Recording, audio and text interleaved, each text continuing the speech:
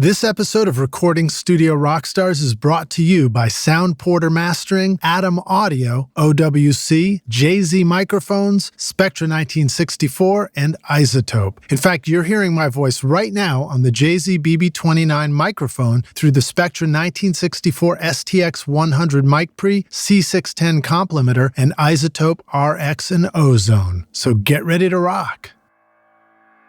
One thing that I learned about low end recently is it's a balance. I mean, yeah, you don't want things to get boxy, but you don't want things to sound two-dimensional. You know, when I've had problems with other people mixing my stuff in the past, that's usually been what the issue is. It's like they've gone too out of their way to compartmentalize parts and sounds and frequencies.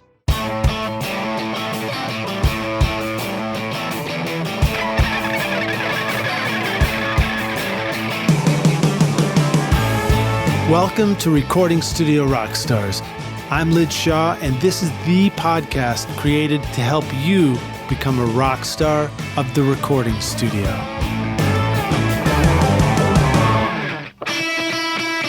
I'm Brian Mercury, and I strive to produce masters that move your song emotionally, but maintain the spirit of your mix and the intention of the artist. My promise is to give your music its best sonic performance, not simply change it. You work hard on your mix, and I always want to respect that. My goal is to help you realize how great your mix can be, and I'll work hard to make sure it succeeds. I don't just master, I help your mix sound the best it can. Contact me for a free mastering demo at soundporter.com.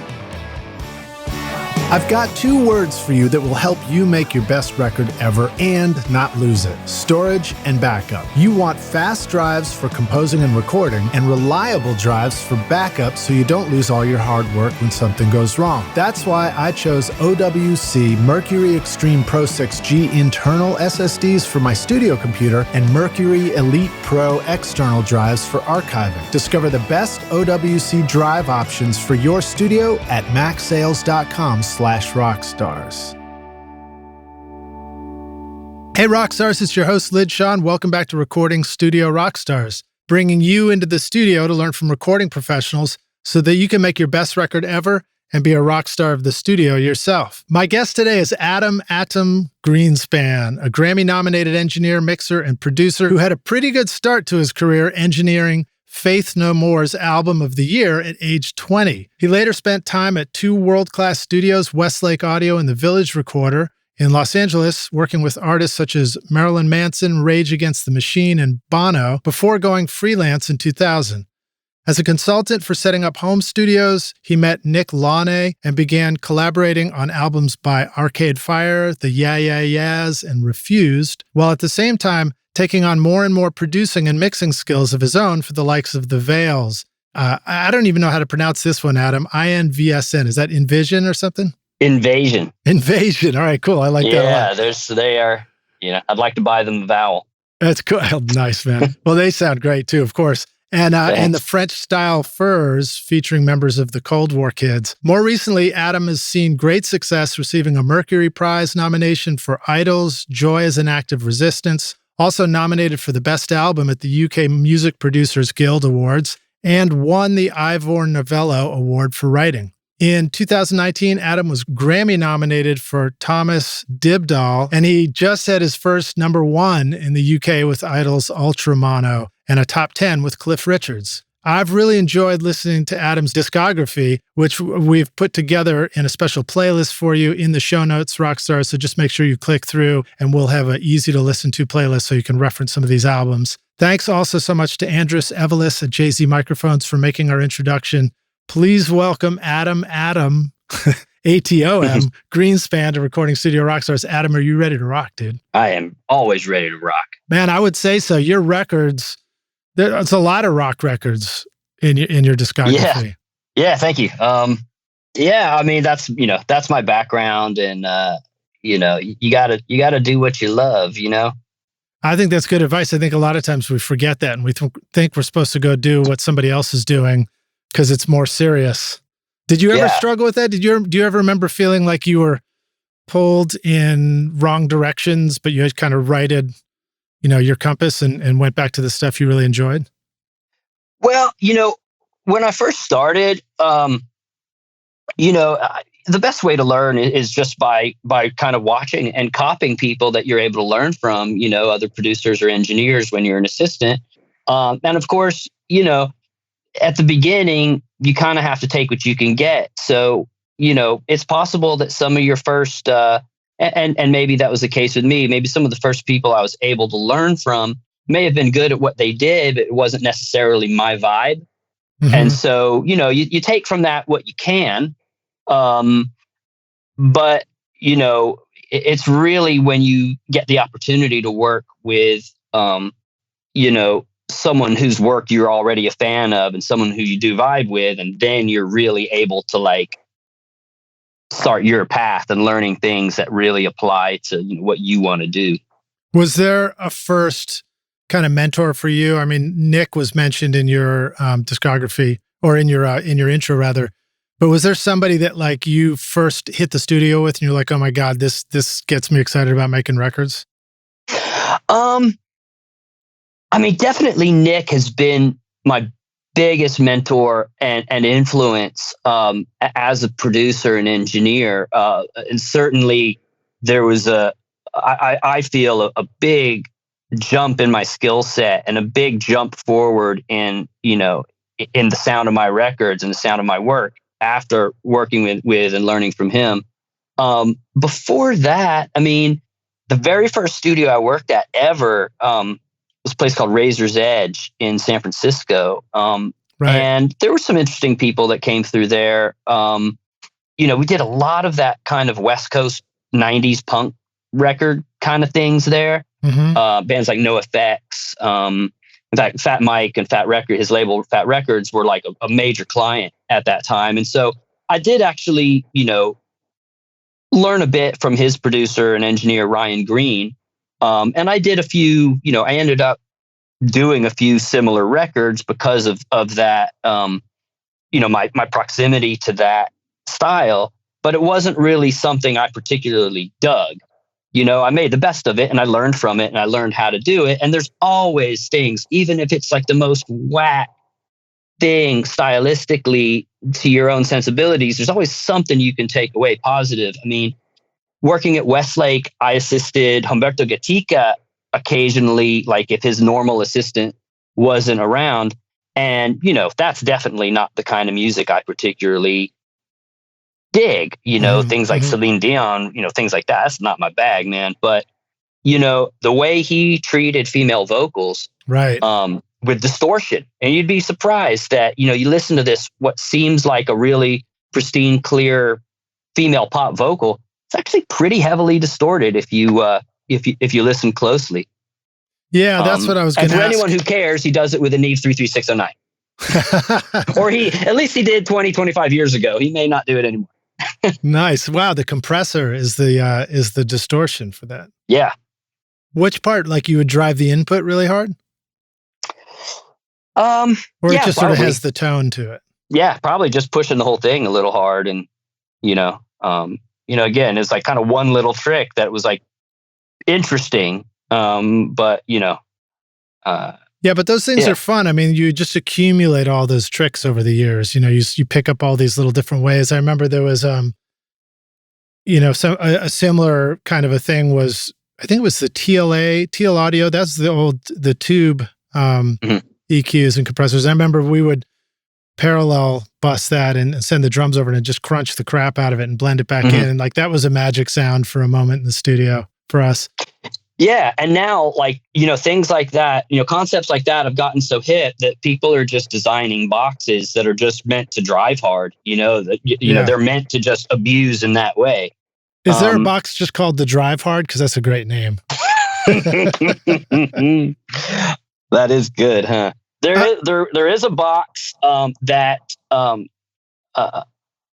dear friend of mine who we lost a few years ago had designed that is actually called the Fuckifier.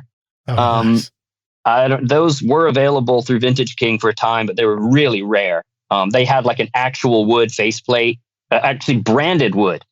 The logo and all the writing on the front was literally branded into a piece of wood. And then all the knobs were lucite and had LEDs behind them that would glow with how much drive each part of the circuit was doing. So it was a really impressive looking box too. Wow. Well, but it sounded cool. Somehow Having Wood seems appropriate for the title of that pedal right there. Yeah. But actually, that was the name of my senior project in college when I did a minor in electrical engineering, and my senior project was to build a distortion pedal, which was just called the fuck pedal. It doesn't work anymore. I need to get that thing working again. Yeah, sure. Oh, well, I'm sorry. I was just jumping forward instinctively. I tend to do that. But one of the things I noticed about your records in general that I was struck by is a real consistency in tonal balance and quality of the records. And I'm not just trying to shower you in compliments, but it's just like, I realized that like this is across a bunch of eras, different times, probably going back to tape all the way through different versions of Pro Tools. And somehow you always seem to have a grasp of, the appropriate amount of low end and highs and presence and stuff, never sounding harsh for all these different bands, many of which have distortion, lots of distortion on the drums, the guitars and everything. And I wondered if you had any feelings about that. Do you feel like, how do you think that you were able to, sort of find that consistency across these different records? Well, I think I've always been my own worst critic. So if I were to look kind of back over the years, I would probably hear things that I think maybe are exceptions to that compliment you just gave my body of work. I think it's kind of meticulous, just listening. I guess I've gone through, I guess I could kind of break my career into periods based on maybe where I was working out of and then how I achieved those results during that period just was kind of dependent on the location and the equipment I was using at the time. Could be working with a good mixer or good mastering engineer. Although, I'm not one to really put a lot of work off on my mastering engineer. Try and get it right when I say working with good mixers, I mean, I go between, really depending on the project, whether it's something I produce and someone else mixes or something that has been produced already and given to me to mix, or whether I'm seeing the whole thing top to bottom. My current scenario, I moved into a studio going on 2 years now, where, I'm using a sub for the first time because the room just really sort of tended to eat up low end, like pretty badly. In fact, the owner of this space who had worked in here before, he was like, I know this is going to sound weird, but he was like, put your monitors all the way to the wall. And I was like, really? He's like, yeah. Because when I first moved into this room, I put them, kind of normally where they would be, a couple feet out from the wall, right, over my work, right kind of in front of my workspace, which would, where like a meter bridge on a console would be the obvious spot. And I was like, yo, this sounds whack. And with just very little advice from him, I was like, oh, actually, this is actually much better for this particular room. And I'm also using SonarWorks. Oh, really cool. In this space. Yeah, which is really, really cool. It's one of those things that I thought might be a bit of kind of a snake oil thing and a bit of a not the best way to solve what's a real, physics problem with the actual space. But man, it works. It really does. Maybe it is snake oil, but maybe it's just really good snake oil. So maybe you it like is snake oil. Maybe who cares? I wouldn't go into like a big, commercial studio that, has been really well designed and sounds good and like run SonarWorks there just so that I could do some tracking dates. Like it's not that necessary, but this space that I'm in is, it wasn't a purpose built from the ground up studio. It's a room, it's got a raised floor and it's got some, external wall treatments to, some diffusion and stuff. But the construction of my room isn't like a purpose built from the ground up studio. So, which, a lot of us are spending a lot more time in doing work in rooms like that. We don't get as much time in Sunset Sound or the Village or wherever it is that we like to, those places that are just amazing. We don't get to spend as much time in there. So it really is a pretty good tool. But as far as how I achieve that tonal balance, like you say, some is trial and error, listening in the car, listening outside my room. Like I said, I feel that there's some records of mine that are a bit of an exception to that. To that. Well, but when I think about it too, and I make a comment like that, I'm also remembering that the way in which we listen to music changes over time too. So it's not like we have one consistent way of listening to a record, unless somebody intentionally chooses to do that. Right. But with the tools for creating them changing, it's like the tools for creating change and the place in which we go listen. The car has been a good consistent place, but of course I've had different cars. Sometimes it was like shitty Bluetooth. Sometimes it's a CD player. You talked about getting a new listening setup at home. And even if you want to give a shout out to it, I think you were saying that you were really struck by how good Tidal sounded, and doing like these high quality streaming to your home stereo. Yeah. I've only spent like a week or two with it. The guy at the shop I bought my system from recommended it. Give him a shout out if you want.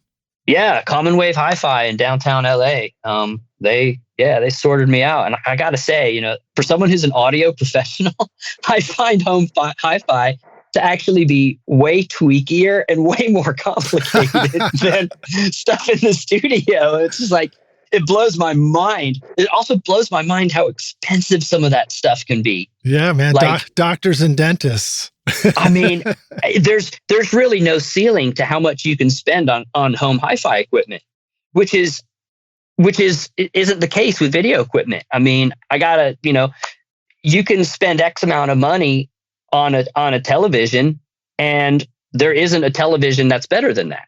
What I mean? Like a 55-inch TV, OLED, you can get that for under $2,000, and no amount of money will get you something better. But you can spend $10, $20, $30, $50,000 on a pair of speakers, and someone will still say, "Yeah, but my $70,000 ones are even better." That's funny. And I'm like, I don't know where you live that you're really hearing the difference in $50,000 and $70,000 speakers. But more power to you, man. That was my first gig when I moved to Nashville. Was I got a job in a hi-fi store that sure enough was selling stuff to like doctors and lawyers, because that was the neighborhood they were in.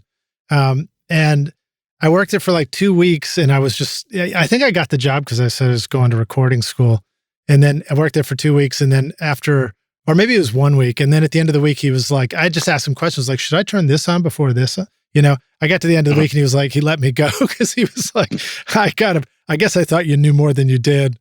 But as a compensation, I just did gear and payment. So, it goes all the way back to then. I just got some good cables and stuff. Yeah. And just so no one thinks that I'm super bougie, my speakers cost under $1,000. Nice, super bougie. There's another good name for something. Your record needs to be called Super Bougie, because that's super bougie. Speaking of album titles, I was just talking with a band I'm slated to work with next year, and on a Zoom call with the whole band, and someone already floated the idea of calling the album "Pandemic of Sound." Oh, Pandemic in Sound? Pandemic of Sound. Pandemic of Sound. Wow. It's just like, God. Yeah, I want to just forget this year. Do you want to know how I get a consistent sound quality mixing hundreds of episodes of Recording Studio Rockstars? Well, I've been cheating all along by using Isotope RX and Ozone on every single episode. Right now, you are hearing RX declick, declip, DS, deplosive, voice denoise, Ozone multiband compression, EQ, and limiting on my voice. If you want great consistent mixes too, go to isotope.com/rockstars and use the code ROCK10 to get an additional 10% off. The secret to great sounding bass in your mix is to start with a great recording. If you've got an awesome part, player, and instrument, then all you need next is to plug that into the BBDI Passive Direct box from Spectra 1964 through the C610 complementer, and you've got an incredible bass tone that goes all the way down. The BBDI is the best sounding bass DI I have ever used. It'll move your pant leg. No hype, no color, just pure tone at Spectra1964.com. Well, so tell us more about your studio. So what kind of gear do you like to surround yourself? What are some of the tools that allow you to do what you do in your studio? Yeah. So if anyone is in LA or familiar with LA, I actually took over Studio C at King Size Sound Labs in Eagle Rock. So there may be some people familiar with this place. So, I want to shout out to Dave and Rana Trumpio, who own the place. I've dubbed my room Slam Dance Cosmopolis, nice. Which is a line from a song that's The Clash with William S. Burroughs from Combat Rock. My room is basically an in the box mix room. I have a fairly small recording room. I haven't really done a lot of tracking here yet. Just the work that has come through, in the 2 years I've been here has either been mix work or I've had the opportunity to do my tracking at a bigger studio. I've done a little guitar overdub here or there and some backing vocals. But I do have the space. I could even do a small drum set here if I wanted to. And hopefully I will soon, because that's why I'm spending the money on a room like this. It's not just a big closet.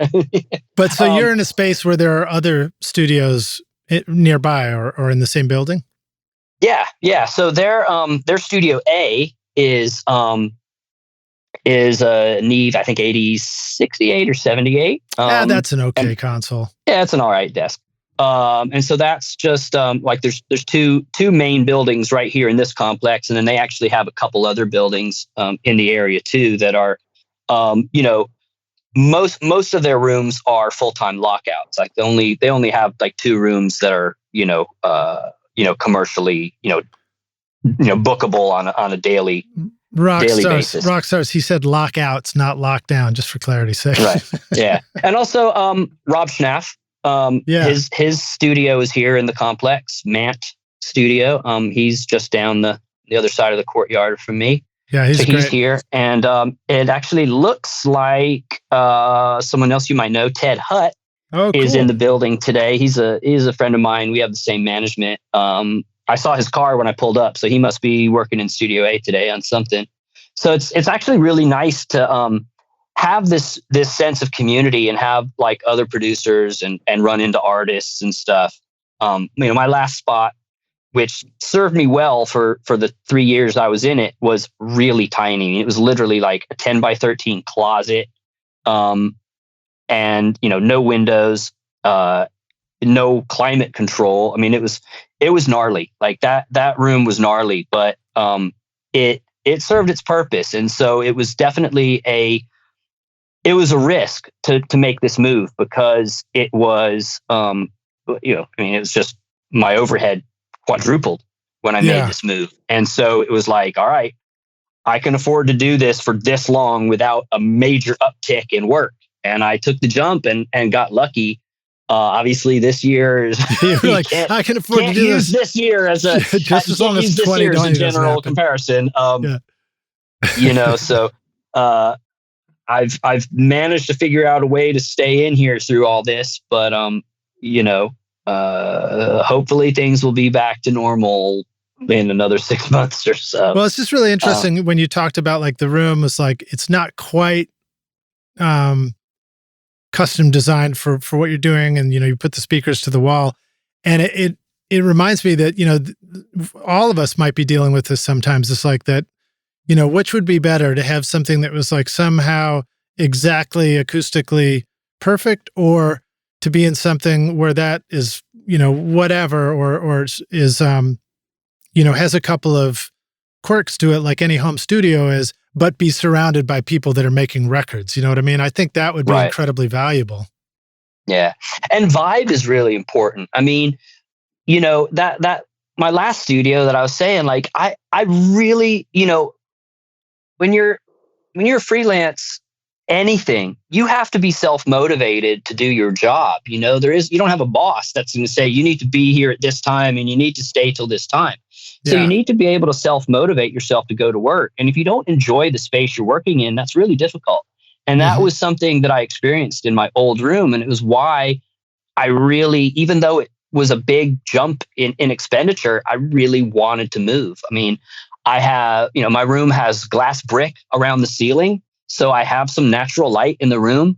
Obviously the cloud over my mix position kind of keeps that light from being, really filling the room. But, in the afternoon, you get a decent amount of natural light in the room, which I got to say is so important to me. I mean, I was really spoiled for about 10 years. I worked out of a studio in the Valley called Seedy Underbelly. It was a residential studio, and it was actually originally commissioned by Jeff Porcaro. It was actually Jeff Porcaro's studio, and the room was designed by Vincent Van Hoff. So that was a brilliant room.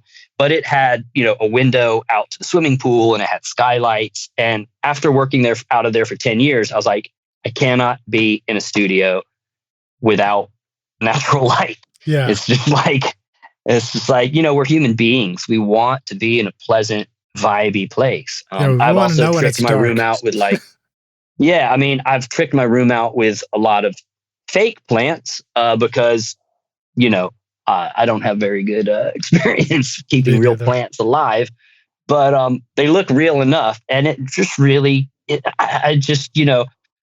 every time that I spend time away from here, like if I'm on a project out of town or something and I don't come into my room for a bit, every time I come back now, I'm like, oh yeah, my awesome room that I made that I actually dig now. That's cool. So that's really good. And it wasn't really that hard. It was really just a matter of just, bringing your own vibe. Like, to describe it, like the walls and all the fabric on the acoustic treatments are all beige. So when I moved in this room, it was like an entirely beige box. So I brought in a lot of plants. There was even a beige rug down that I was like, well, come on. I just put a brightly colored rug, a lot of the fake plants. And then my wife had this idea that was absolutely brilliant. And it took me a while to complete it, and it was expensive as hell. But so I got these fake, like, kind of hangy succulents, like not Spanish moss, but what look like kind of viney type things. And my whole cloud has those hanging off the edge of it. Ooh, so like it's that. like, I feel like I'm in a jungle. That's cool, man. I like that. Yeah. I picture, like, if I was to go, I know I'm dating our interview because we're pre-Christmas, but if I was to go pick a new video game that looked like a lot of fun, I think I'd pick one that had vines hanging off things. So it just had a sense of jungle adventure to it. Yeah. Yeah. It's like, you don't feel like, you don't want to feel like you're in a sterile space. You want a place that's enjoyable to be in. Yeah. Yeah. Well, I'm doing a big studio redesign right now, and it has, it looks like a modern spaceship, but again, same thing. I'm looking at it, I'm thinking like, how am I going to put my personal touch to it? So I love the suggestion of fake plants. And Rockstars, you just got permission here on this interview to just fake plantify your studio. That's a big, like, license to be cool right there. Yeah. I mean, look, if you have a good green thumb and you have enough natural light in your room, go with real plants. I don't. Real plants are actually a lot cheaper because there's just labor involved in building them. Right on, man. Well, now what about what's in front of you? Do you like to just sort of have like an ergonomic desk with a keyboard on it and you're just mixing that way? Do you use a controller? Do you have a real console analog? No, like I said, I'm completely in the box. I've got, so the desk that I have is actually it was actually in the room already. So it's like kind of a flat surface. And then it has like three, kind of divided into three, like kind of rack areas of like 5 spaces each. So that's at a little bit of an incline. And then it's got a shelf on the top of that. So like I've got my computer keyboard and trackball, and I've got a Pro Tools dock controller, like the one fader and the iPad thingy. And then I've got my So my interfaces are UAD Apollos. So I've got, the main one in the rack in front of me, but then I use a twin as well, linked to it, because you get, that functions as just like a big knob.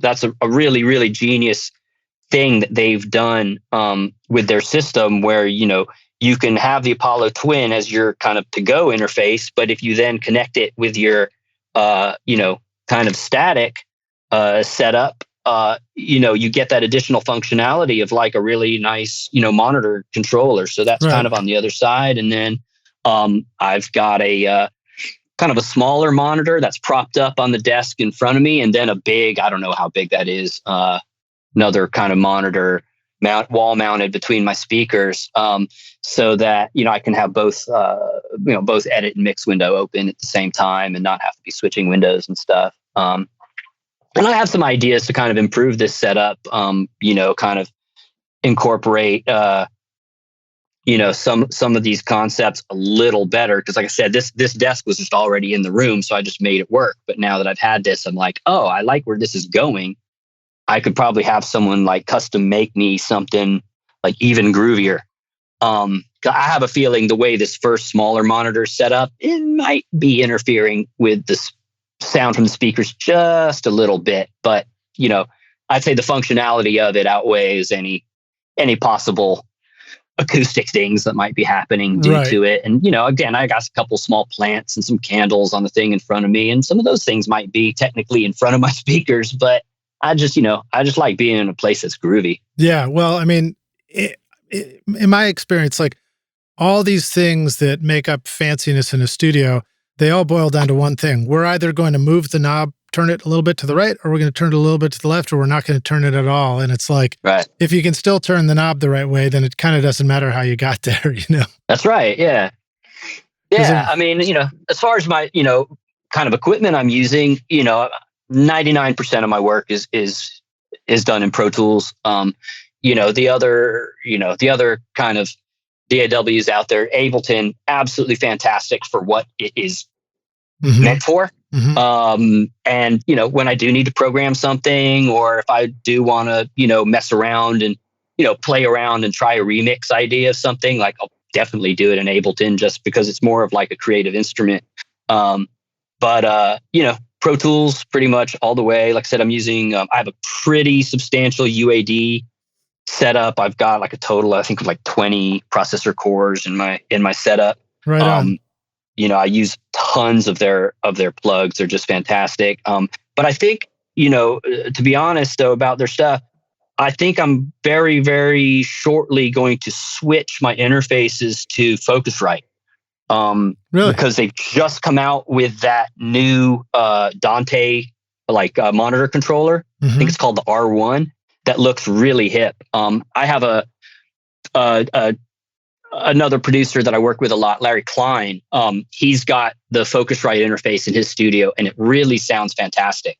And so like the one thing that was holding me back from switching was that the unit didn't have what I felt was a complete complement of, control room monitoring. Like it didn't have a mono button on it, certain things like that. And so now this new controller they've come out with kind of solves all that. And the guy told me, I was speaking to one of their reps a few months ago, and he was like, I can't really say anything specific, but if you hold your horses for a minute, you might be interested in something coming out in the future. And then I saw the press release for that box. It's like, oh, that must have been what he was talking about. That's cool. That's cool. The thing that has always fascinated me or got me excited about the idea of like Focusrite and Dante, or for example, PreSonus and AVB, these Ethernet networks, is the idea that you could move into a house, set up your control room in one room, and as long as you ran an Ethernet cable through the house, and sometimes houses already have this stuff built in, you just put another box in a room with the drums, and now you've got like a fully mic'd up, connected drum room, and you could just, do ISO rooms in a house like that. I thought that would be awesome. Yeah, it's a lot more elegant than running like a 24-channel microphone snake through your house. As long as the latency is good, then I think that is pretty exciting, And I don't know if you could also like sort of send your video feeds through it if you wanted to be able to see each other, but... Oh, yeah, I don't know. The future is exciting. The future is exciting. Yeah. And I mean, the one thing to me, the one downside to the UAD Apollo, and like I said, I think their products are great. I think they're really great for people like as a first interface because of the value you get by having the processing built in, and also the Unison mic pre's where you can track with those plugins. Yeah. That's all fantastic. But to me, the one weakness of their stuff is actually their D to A's. And so, since I now have, I have enough analog front end gear that I don't need an interface with built-in mic pre's, because let's face it, that's not how we record anyway. You don't plug a microphone straight into a computer, right? So I no longer really need that feature of, at least not in my studio. I mean, I'm definitely going to maintain the Apollo Twin as my to-go box because I don't think there's anything better, on the move than that Twin. It just does everything you need it to do. So what really gives the Apollos their value is just happens to be a feature that I don't really need anymore as my rig, grows and also just collecting analog front end that does the job that those Unison pre's do. So now I can kind of afford to, move over to the Focusrite, and then I'll just replace the Apollo, Apollo 8 with I'll just get another satellite box to replace its, DSP processing. That's cool. Well, I liked the way you described doing the portable thing, and then you come back to the studio and hook it up. And then what popped into my head was Wonder Twins Unite. I don't know if I'm going too far back for you, too throwback there. But, no, I know that. All right. Wonder Twin powers activate. Yeah, that was it. Yeah, that's right. Shape of a bucket of water. Exactly. Awesome, man. Thank you for correcting my poor rendition of it. Sometimes you just need a mic that will stand out in a mix. That's when you need the new BB29 Signature Series from JZ Microphones. The unique single diaphragm Golden Drop capsule gives the BB29 airy highs and smooth mid-range to help your tracks stand at the front of your mix. JZ's handcrafted, fully discreet microphones come with a 5-year warranty and free shipping to the US. You're hearing my voice on the BB29 right now. Use the limited time coupon ROCKSTARS to get 50% off the BB29 at jzmic.com. So now, if you're going to go with the outboard stuff, you do such a great job with recording guitars, drums, vocals, all of it. And I know that you had also, Andrus over at JZ Mics actually introduced us. And I wondered if you had any mics that you were using that were sort of favorites, or you had found any of the JZ mics to be particularly useful in certain situations. Yeah. So, JZ is, they're actually who put you and I together for this, for this interview. So, that's really cool. But, their stuff, I just sent 2 of their, I think it's called the BH2, the black hole mic, the one with the hole in the middle, and the one where the shock mount kind of looks like a kinky sex toy. Nice. I got sent a couple of those, and they arrived literally like the last day of a tracking session that I was doing at Sunset Sound. So, I didn't necessarily get to employ them for the whole project. And, being the last day, they got used for like, I maybe, did put one on a guitar amp just to see. And I was like, oh, that sounds really good. And we did some, we put one on a piano. And so I didn't really get to push them too far, but they really sounded beautiful. I wish I had had more time to spend with those. And then earlier this year, after NAMM, they sent me the Amethyst and the V11. And I'm really, both of those, again, I've used. So like the first time I set up the Amethyst, which they sort of, they suggest is, kind of similar in vibe to a U67, although it's not tube. And so I thought like, okay, let's, this was kind of a quieter project I was doing. So I was like, okay, let's put it in a 67 on the guitar amp and really hear the difference. I actually had a second excuse me, to shoot it out against a real 67. This is at the Village too. So it's like, you don't really need to bring any of your own microphones when you go and record at the Village, but I just gotten it. So I was certainly going to check it out. I put it on the guitar amp. I was like, wow, these sound so similar that I'm actually going to stick with the 67 so that I can try the Amethyst on something else too. Oh, that's cool. You know what I mean? It was like, well, if I leave it on here because it's good enough, then I don't get a chance to try it on something else. So I put it on acoustic guitar. Again, sounded absolutely fantastic on acoustic guitar. Then the V11, we did some guitar overdubs on a record here at my place, and this was like more of a heavier project.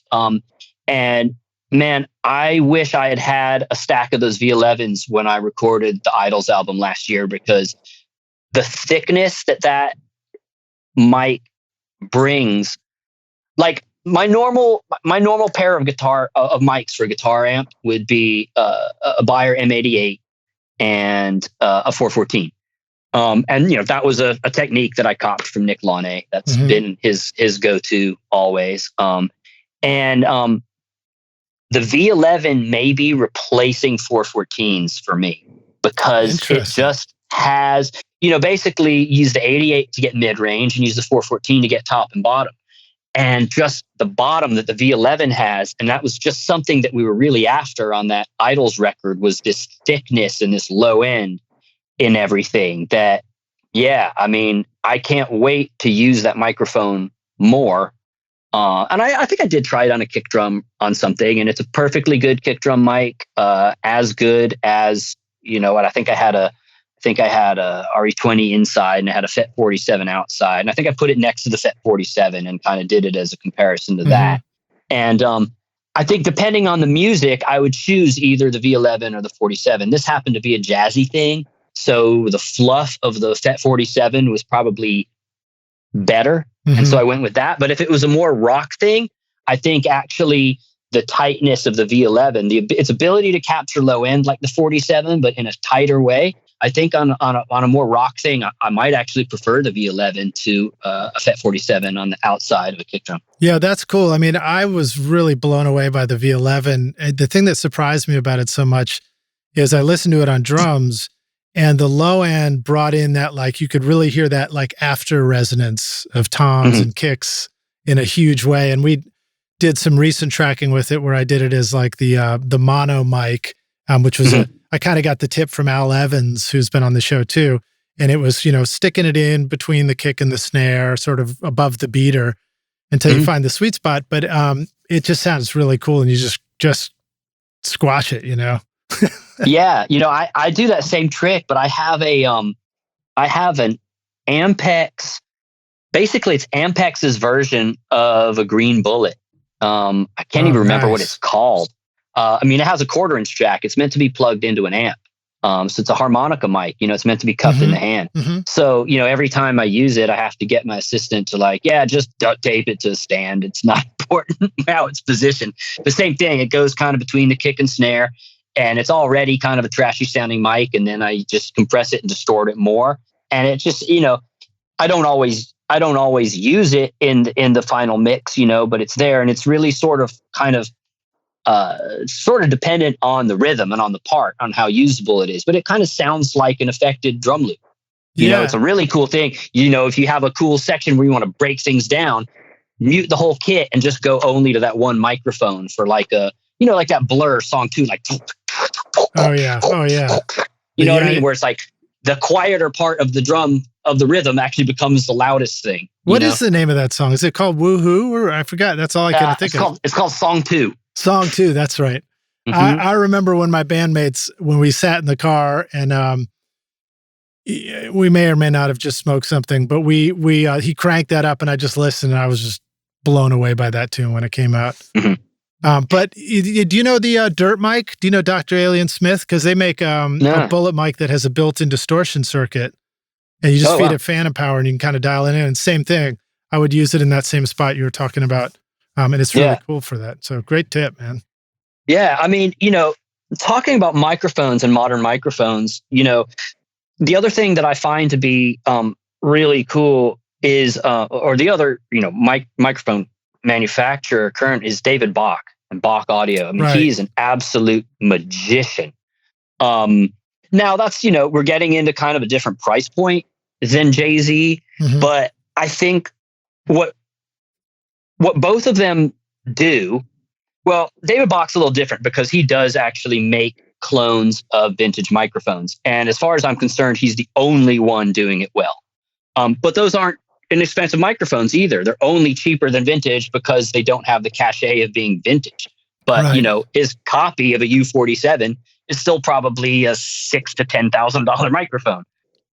So, that's not something even I'm in the market for right now. But he does make his own proprietary design called the 507. That's a tube microphone that, again, it's not inexpensive at all. It's pretty pricey, but that is maybe the best sounding microphone I've ever heard. Probably better than any vintage microphone. But also his U195, which is kind of an 87, but it also has this fat switch that gives a low end bump. And man, that thing on bass amps, man, I have a couple of those and I love it. And I discovered that I was doing a record. It was on that Blood Red Shoes album I made. And the studio didn't have any 87s, which are like my first choice for drum rooms. And so I had a friend with one. He loaned me one, and I needed another. And so David Bach loaned me one of these Unit 195s, and I had them both up together. I was like, wow, this actually is a pretty convincing stereo pair. This really does sound like an 87 in its normal flat mode. Then I switched on the fat switch, and I was like, oh man, can I just have another one of these?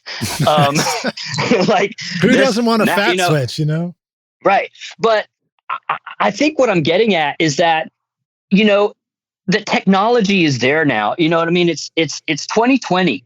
The technology should be there that people can make great sounding products that aren't clones of something. They might be, a unique design. They can make great products that don't have to be expensive because technology should have brought us there. Whether it's tube or whether it's a FET powered, condenser mic. I find that I'm much more into a new proprietary design than I am some clone of something old. Right. Because I do most of my tracking work in big studios with big mic closets. Like I can use almost any mic I want most of the time when I'm tracking. So for that reason, I don't personally have any reason to go out and buy expensive microphones. But, Jay-Z's products are fantastic for their price point. I mean, not even for their price point. They're just straight up fantastic. Yeah. And they really are very good. And yet I feel like a lot of these, vintage mic clones that are out there right now are really unimpressive. Really, really unimpressive. Well, there's certainly a lot of, it's sort of like anybody can come out with something now. So you do have to work a little bit harder to figure out which ones are great. And a reminder, Rockstars, Audio Test Kitchen, Alex Owana has been on the show. Oh, yeah. That's a great resource to just go to their website, listen to as many mics as they've got. I think over 300 now. So, they'll probably have to update again in a year or two. But that's a fun way to go listen to a bunch of stuff and see which mics you like. A gold bar should be kept safe in a vault because it's valuable, but it could be replaced if it was ever lost. One of your songs or recordings, on the other hand, is worth more than gold because it's one of a kind. It's you, and if it was ever lost, it could never be replaced. So wouldn't you feel better knowing your music was safe? This is why I like to have a dedicated system drive, audio work drive, virtual instrument storage drive, cloud storage, and an extra large backup drive in my studio computer. And when I'm finished with the project, I move it onto a dedicated pair of external drives for archiving. Thanks to OWC, I can count on my drives being super fast, reliable, and secure so that I can work quickly and sleep soundly at night knowing my music is safe. I want your music to be safe too. Discover the best options for storage and backup for your studio from OWC at maxsales.com/rockstars. Have you ever wished you could remove the click-track bleed from a singer's vocal mic, the sound of shuffling feet from a full choir, or clicking noises from the valves of an otherwise brilliant trumpet solo? These are just some of the incredible things I've been able to clean up, edit, or remove from a recording using the magic of iZotope RX. Great for mixing with a collection of plugins for your DAW to manage plosives, clicks, S's, noise, buzz, reverb, breaths, and even guitar fret squeaks with the set-it-and-forget-it simplicity that lets you focus on your creativity in the studio while you let iZotope handle the audio challenges. If you've ever wanted to truly feel like a magician in the studio, then iZotope RX is your magic wand. Go to iZotope.com/rockstars in the show notes and use the code ROCK10 to get an additional 10% off your first purchase.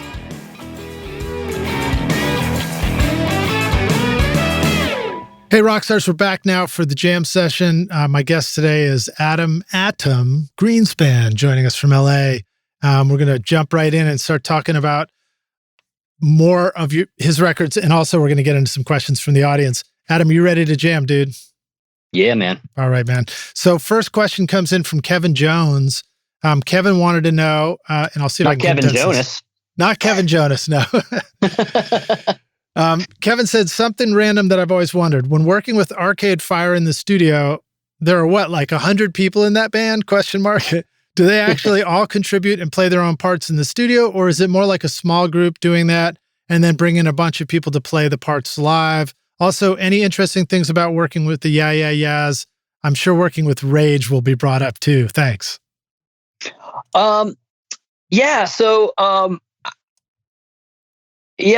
to Arcade Fire, so Arcade Fire is a unique scenario because I've never actually worked in the studio with them, but I can give some insight because I kind of after the fact worked on mixes for Neon Bible and the Suburbs.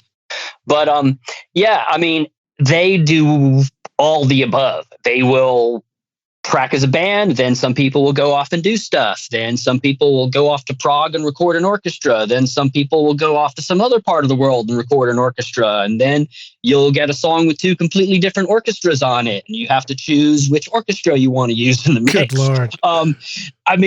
There's with the song Ready to Start, for example, on the Suburbs, that had to be mixed in 3 parts because there were more tracks than Pro Tools could play back. And the song is kind of in 3 parts, but you couldn't, you couldn't actually have all 3 sections of the song running at one time. So you had to kind of mix the first section of the song, kind of print that, and then use that as your guide to get into the second part and then mix the second part. And, that's actually kind of the reason why, Nick Launay and me kind of on the periphery were brought in for that, because there were some songs that they were just like, man, we don't even know where to go to this. We need go with this. We need someone who can help sort this out. Yeah. And so that was a lot of the job, was kind of choosing, and sometimes there'd be oh, that's the wrong orchestra you used. It's like, oh, well. You're like, I had violins. Yeah. Oh, wait, no. Did you use the Prague orchestra or the Hungarian orchestra? I don't know. That's the one you sent me. They're so talented and so creative, and they're the sweetest people. Full disclosure, I am actually my cousin is married to Will Butler, so they're sort of family. I see Will and occasionally Win and Rosine at family functions here and there, but that was also kind of we didn't even realize at the time when Nick was hired to mix Neon Bible, and I was kind of there assisting on that. I don't think they had even made the connection that Will's wife's cousin worked with Nick Launay. Believe it or not, I've had similar stuff happen in the studio myself, where my mentor brought in my cousin to sing on somebody else's record, and I was like, that's my cousin.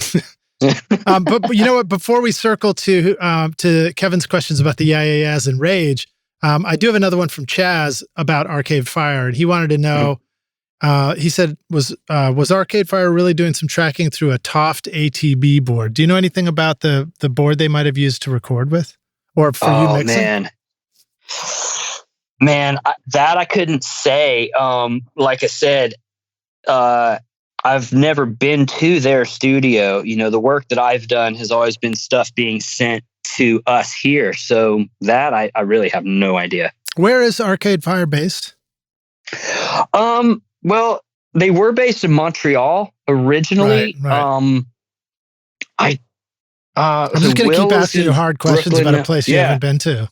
I don't know. I mean, to be honest, I think they're kind of all over the place now. I'm sure some of them still live in Montreal. Win and Regine, I don't know where they're living now. Well, cool. It looks like they have a nice backyard, though. They've posted a lot of Instagram videos of just kind of doing jam sessions in their backyard. So, good idea. I'd like to do more of that, although it's getting a little chilly here in Nashville. What about the Yeah? So that was very cool to see that in your discography. Do you have any stories you want to share about working with those guys?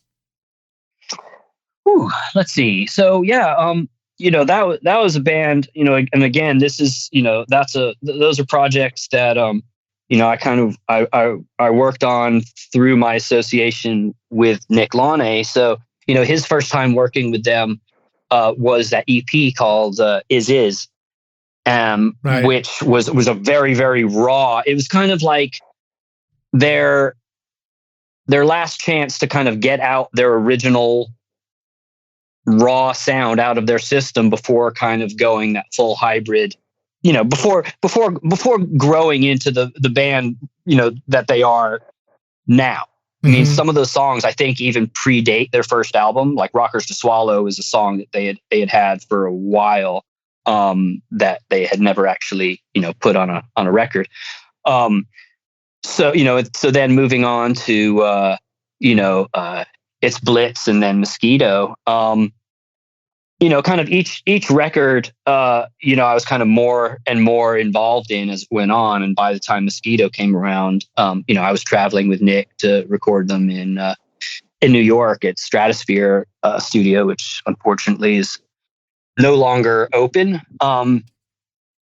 I mean, those guys are, they're guys. Those guys and that girl are all really, really super sweet. Nick and Karen actually both live here in LA now, and I run into them every once in a while. But, I had a good bond with Nick Zinner. He and I are pretty much the same age, and, I got into music by playing guitar. I was kind of a musician, still am a little bit, although my guitar chops are pretty laughable these days. But, kind of he and I both grew up, both started playing guitar because of like hair metal bands, nice. And so our kind of tastes in music were very, very parallel. We both started playing music because of that music at the time. And then very, very soon after starting to play music ourselves, we got into high school and, in our various, wherever we were from. And, our tastes kind of changed, and grew around, the kind of in the early 90s, late 80s, early 90s. Yeah. And having the experience of playing an instrument kind of grew past that. But I don't really we like both, when I think of the Yeahs, I mean, especially when I remember they first sort of came onto the scene, came across my radar, I was struck by all the cool effects going on with the guitars. So I wouldn't think hair metal at all, Yeah. And there's definitely a theme of really great guitar sounds and effects on your whole discography. So I'd love to keep talking about that. One of the questions I want to ask is like, a lot of the effects that you use, I think even, I'm looking for the question I wrote down, but I think, it was the Yeahs where you've got like the delay on Under the Earth. Like the delays are just like disintegrating and everything. And it's a throwback to the kind of dub mixing style. But my question is like, do we have to have analog delays? Do we have to have like original things, or can we really get creative like that with plugins and stuff in the computer? Absolutely, you can get creative with plugins, in the computer. and it may even have been that the delay that we were using was a digital pedal. I can't even, I can't tell you what I used on this track last week, right. let alone something that's, 5 or 6 years old. Actually, that's why I wouldn't ask you that directly, but I like Um, it when you encourage us to like, don't be afraid of certain pieces of gear. Like that's totally fine. Well, guitar pedals are so fun.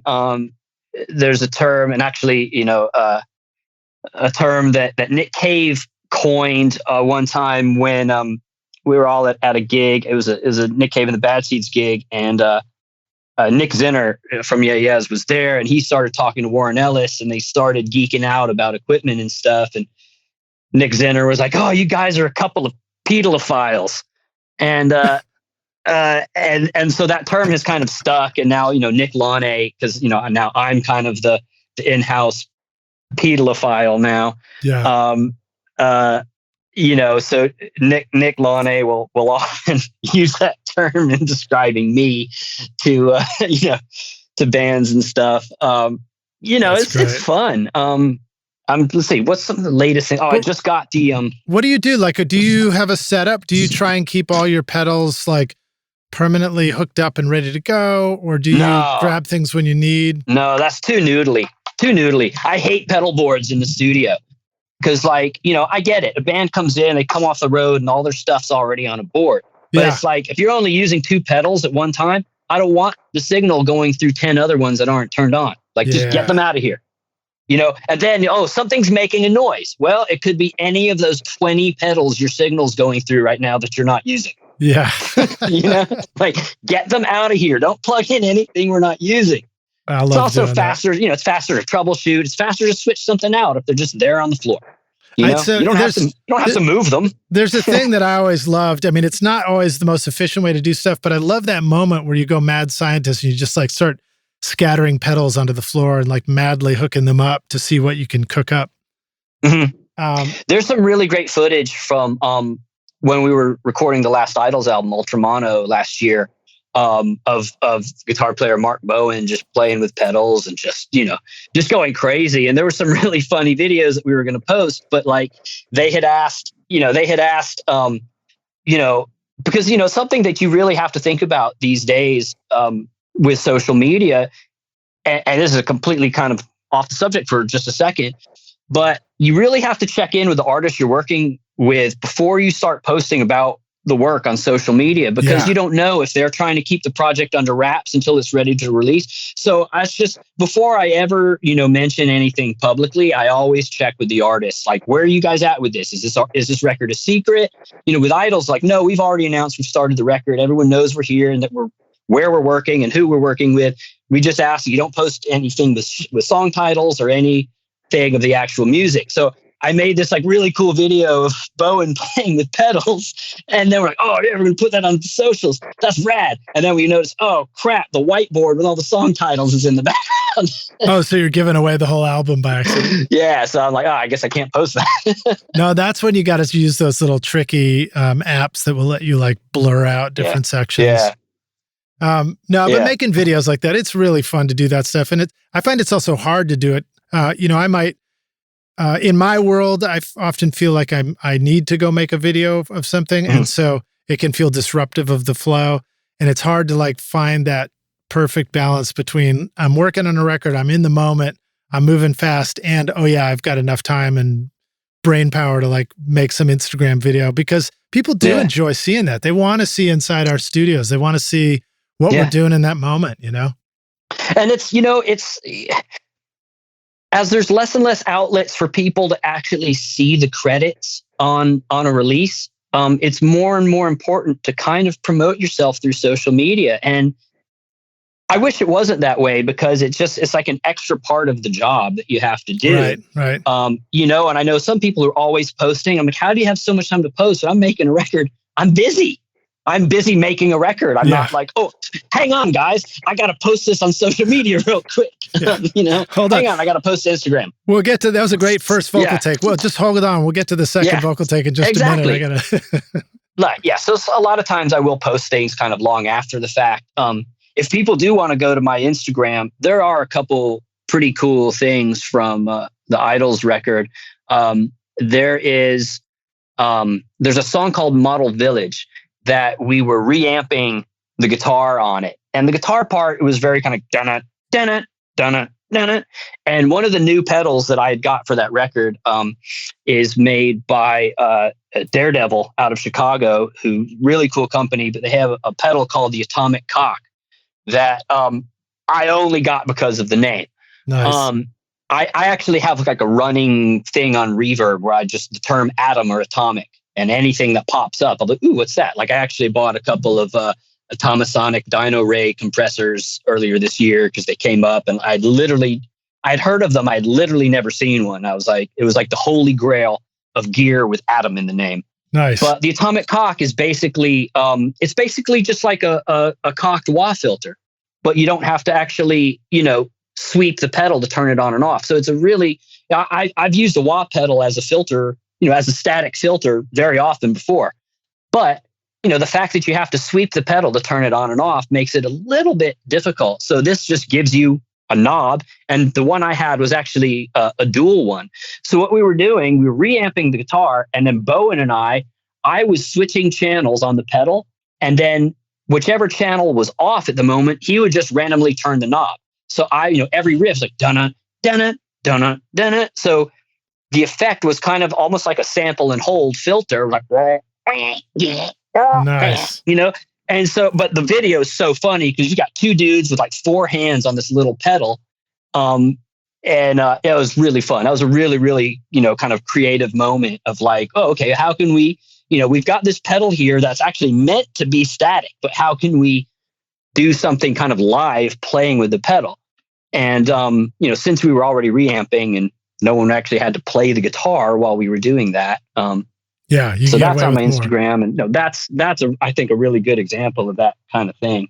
Well, now, when you bring up the Atomic Cock, there's another pedal that I thought I might give a shout out to. I don't know if you know Glenn Fricker, but he has a great YouTube channel focused on heavy metal. And he developed a pedal called the Cock Blocker, which is, it's a gate pedal. But when you're also talking about these short, fast guitars, I imagine that sometimes you run into like you've got a super over the top guitar part, but you have trouble keeping it quiet in between. And that's what this one does, where like you can, I think you plug into it and then it loops over to all your distortion and back in again. And it uses the initial guitar as a side chain for the gate at the end of the whole chain. So you can go like super crazy with stuff, but you can get a really tight start and finish to your Oh man, I'm notes. gonna look that up right now. That's genius. That's why I thought another it was thing too, up. like Cock Blocker. Yeah, the Cock Blocker. I love pedal. it, man. Live Googling right here on the podcast. Well, so SMG Cock Blocker. Yeah, the SMG Cock Blocker. I mean, to me, that's something that like, I look for things that are unique when it comes to gear. Like, I mean, of course, a cool distortion pedal is always great. You know what I mean? But man, I have so many, fuzzes in particular. Like I've had to cut myself off from buying fuzz pedals. Now, I did just recently get Daredevil just has a brand new pedal out called the British Black Belt that he sent me to try out. And man, that thing is a really great, just a distortion, but man, it's one of the best distortions I've heard in a long time. But just things that are unique. Like I just got the Time Shadows, which was the collaboration between Earthquaker and Death by Audio. Mm-hmm. That thing is killer. Beatronics Swarm is just, man, just fun and just unique and weird. Beatronics is making a lot really of cool stuff. Yeah, Beatronics stuff is cool. And I don't know if you've ever seen the inside of a Beatronics pedal, but all their circuit boards are like honeycombs. Oh, wow. You're going to say they're encased in beeswax or something. Yeah, no. If you have one, you open it up and look at the circuit board inside. It's pretty impressive design. No, I remember seeing their mics when I was at Winter NAMM. And of course, I always say winter because we have the summer NAMM in Nashville. So yeah, right. Everybody else just says NAMM. But when I walked back there, I could not believe how many guitar pedal booths there were. It's insane. I mean, it wasn't like that when we started. On one hand, it's like Disneyland. On another hand, it's just like, get me out of here. Yeah.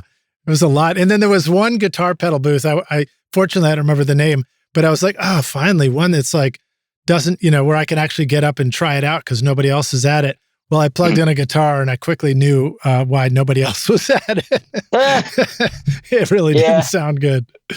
Yeah, I'm not going to name any names, but I got a couple of things from a certain company earlier this year. I didn't really like any of them. Yeah, well, at least there's a lot of fun out there. Now, would you be more excited about, like, if you had some money in your hand, would you be like, I'm going to go get a new plugin, or would you be like, I'm going to go get a new guitar pedal? Ooh.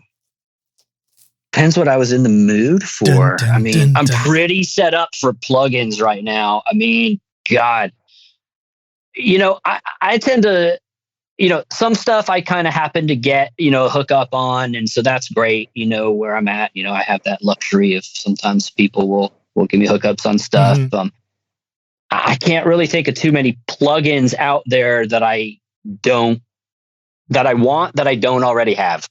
Well, because they're also way cheaper and they go on sale for like, if something new comes out, it's $29. You're like, that sounds kind of interesting. It's like, today, $29. It's like, you know what? It's $29. Let me just buy it. If I use it once, it's worth $29. Yeah. Oh yeah, totally.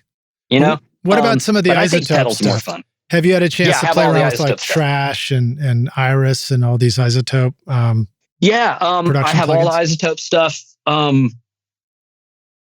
All that stuff is interesting. I mean, again, Trash is like, there's so many distortions out there. It's like, which one do you go to when you want it? And they're all different flavors. They're all cool, I mean, all that stuff is great. One of my favorite plugin makers, and I think, I was looking through your episodes, I think you've had him on your show, is Boz Digital Labs. Oh yeah, Boz Millar, great dude. Boz Millar, man, again, because he's making something that we don't already have a million versions of. I mean, I can't believe there's still people that are like, check out our emulation of an 1176 plugin. It's like, are you kidding me? You're still making an 1176 plugin. It's been done. It's been done really well, and we don't need another one. But Boz's stuff, he comes up with concepts that no one's done, like Transgressor. Mm-hmm. Oh man, I use Transgressor all the time. What a brilliant plugin. And for anyone who isn't familiar with it, who's listening to it, it is essentially a transient processor. In its simplest mode, you can use it just like an SPL transient designer. It's got a transient side and a sustain side, and you can turn either one of them up or down, blah, blah, blah.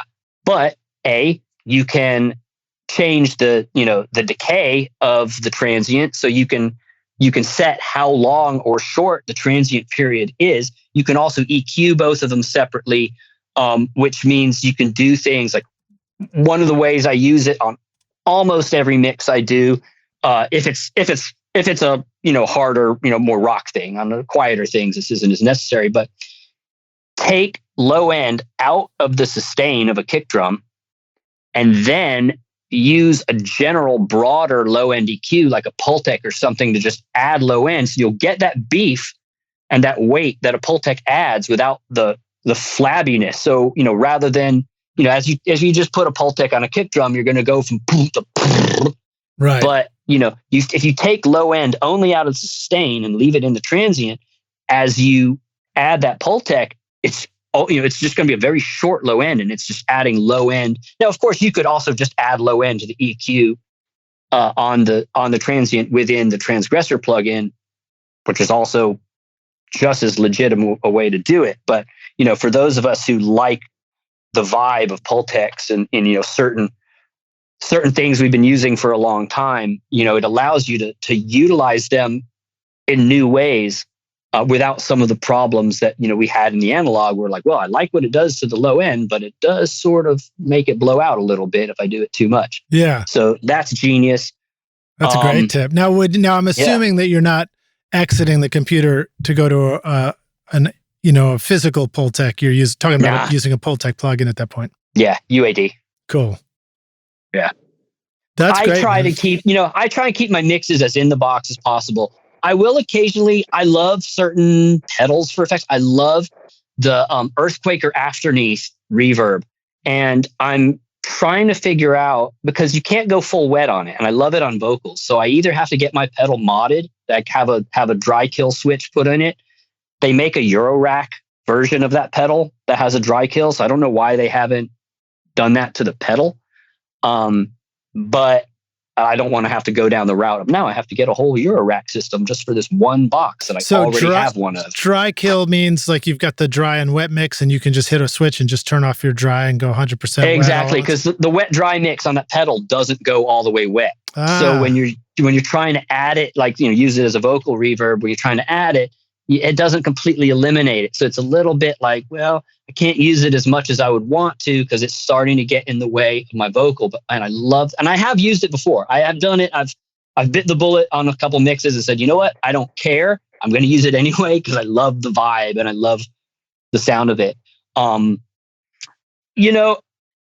There's very little hardware out there that you can't find some way to replicate it with a plugin. I mean, one of the things, and maybe this even goes back to kind of the tonal balance, because I did start as, in the analog world. I mean, didn't even have when I went to recording school, I think we had like a 4-hour lab on Pro Tools, I started in the analog realm and, all of my, kind of learning from Nick, I spent 10 years at a studio with an API legacy and, mixing on that. So when I went to In the Box, the trick was, how do I recreate some of that feel? And the Slate Virtual Console collection is on every track in my mixes. And then it's on my subgroups and then it's on my stereo bus. Really? Yeah. And I set it to API and I set it, to the default level, and then I never think about it again. Great. I love hearing tips like that. It's like, because sometimes we look at that stuff and we're like, oh, this looks complicated. I feel like I'm supposed to adjust all these things or arrive at something. And it sounds like you're reminding us, if you're going to use the console emulator, trust the starting place and just now you're mixing through that console, forget about the rest of it. Right. And, it's also, that's a really good tool, I think, for people up and coming to learn what the vibe is of these various different, classic consoles that they may not actually have the opportunity to work on.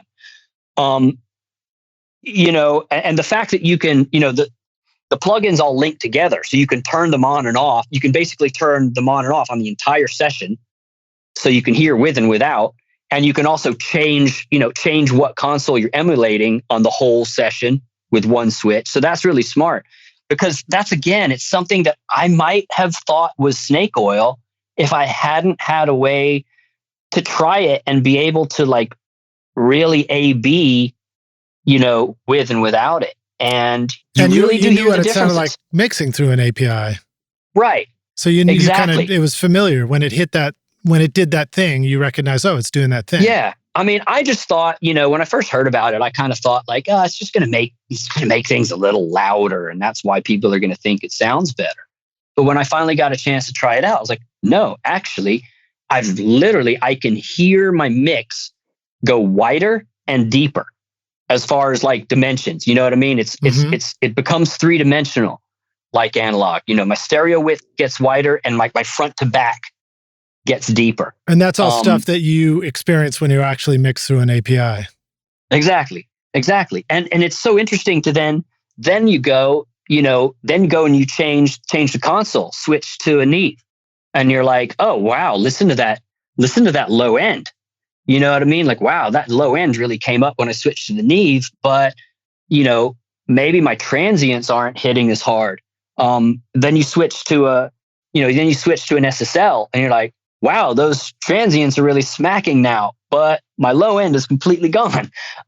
Interesting. And that is what those 3 consoles sound like compared to each other, and that's why they all kind of have their place. And so I guess you described maybe the way that we would arrive at deciding, but are there some musical genres where you're like, when I did this project, I knew that an API would be great for it, or when I did this project, I knew an SSL would be the right thing, or the Neve? Well, to me, an SSL is never the right thing. Okay. Right. I have started to use like an SSL channel strip on drums just because there is something really great that the channel dynamics on an SSL, like E or G series, more an E series. I mean, the dynamics are pretty similar on those two desks.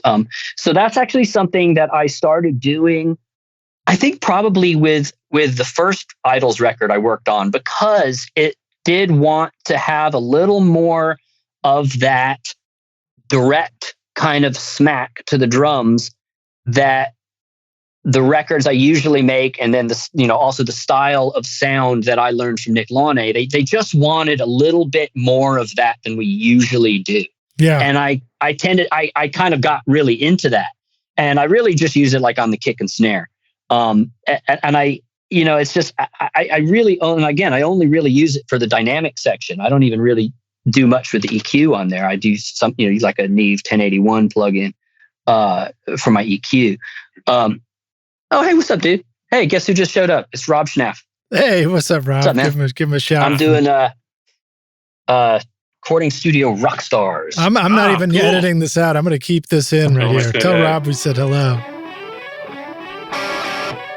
Bill Cheney, the founder of Spectra 1964, kept getting the same question from customers. What DI should they use with the 610 series comp limiters? After trying to recommend various DIs while making excuses for the way they all sounded, he realized that the solution was to create the perfect direct input box himself. Thus, the BBDI passive direct box from Spectra 1964 was born. By using Spectra design concepts and standards, the BBDI provides a low distortion and flat response design that is unequaled by any standard or measure. The absence of harmonic distortion and articulation of signal detail is readily apparent. This is all done with a passive transformer type design that will provide years of trouble-free operation. Simply put, the BBDI is the best sounding bass DI I've ever used. It'll move your pant leg. No hype, no color, just pure tone at Spectra1964.com.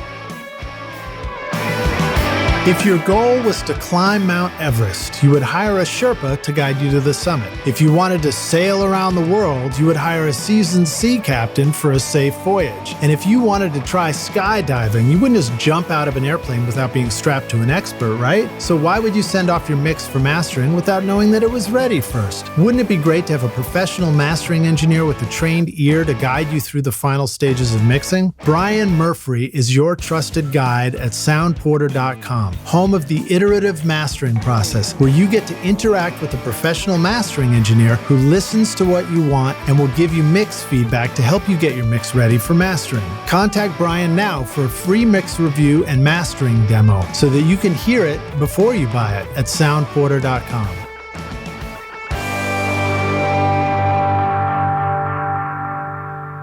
Well, cool. So I'm glad you brought that up, because I wanted to ask you a little bit more about the IDLES session. So War off Ultra Mono, that's one of the ones I put in the playlist. Great use of like room verb on the snare too. It's just like this kind of, you're so good at creating other world spaces around sounds, but somehow it still sounds like a rock band. It's really great combination.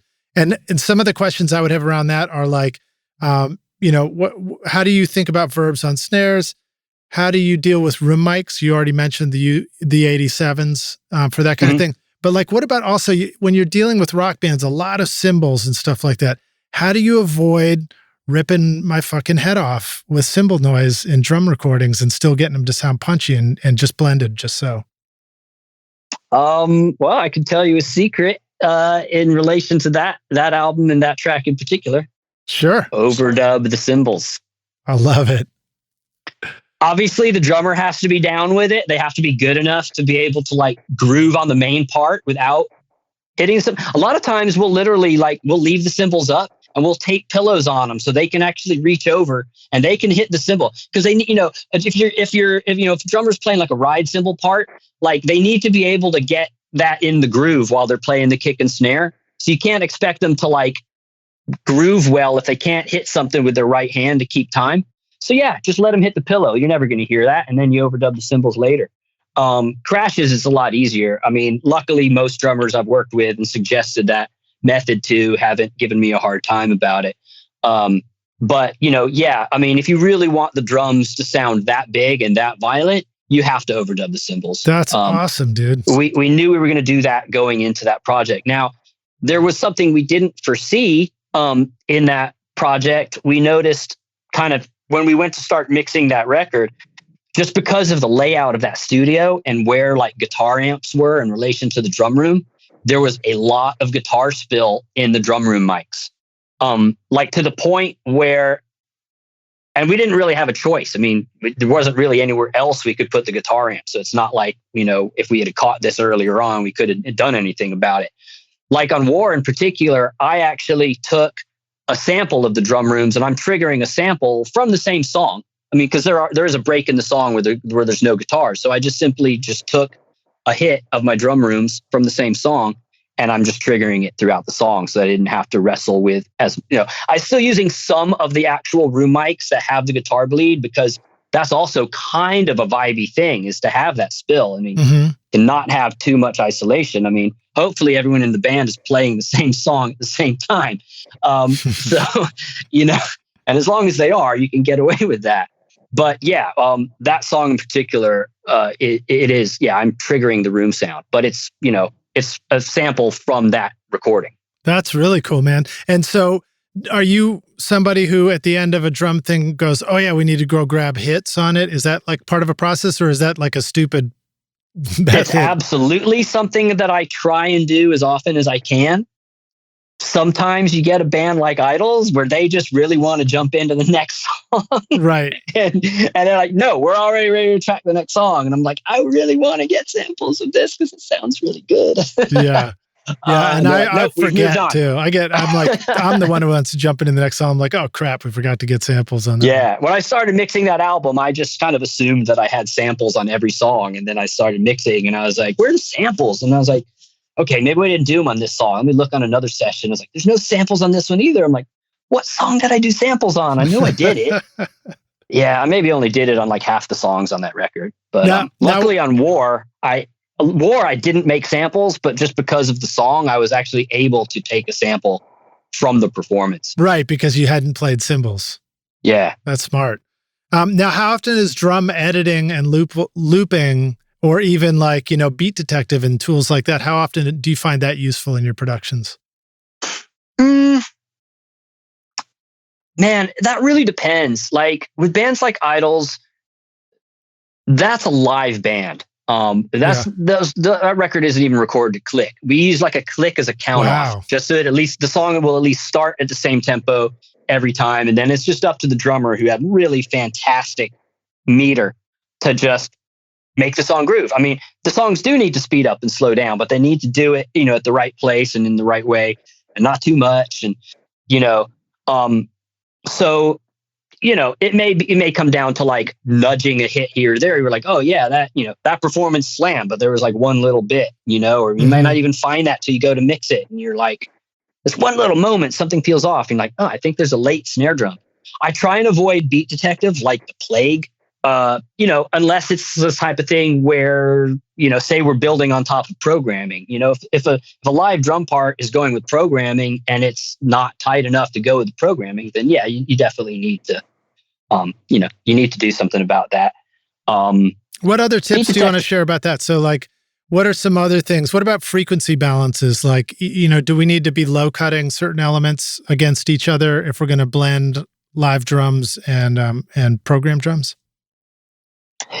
Yeah, I mean, I guess it depends. What the programming is doing. And you can also, side chaining and also using side chaining EQs, like not just volume, but and that's something we did a lot in the IDLES record, because we really wanted to go for a massive, massive low end.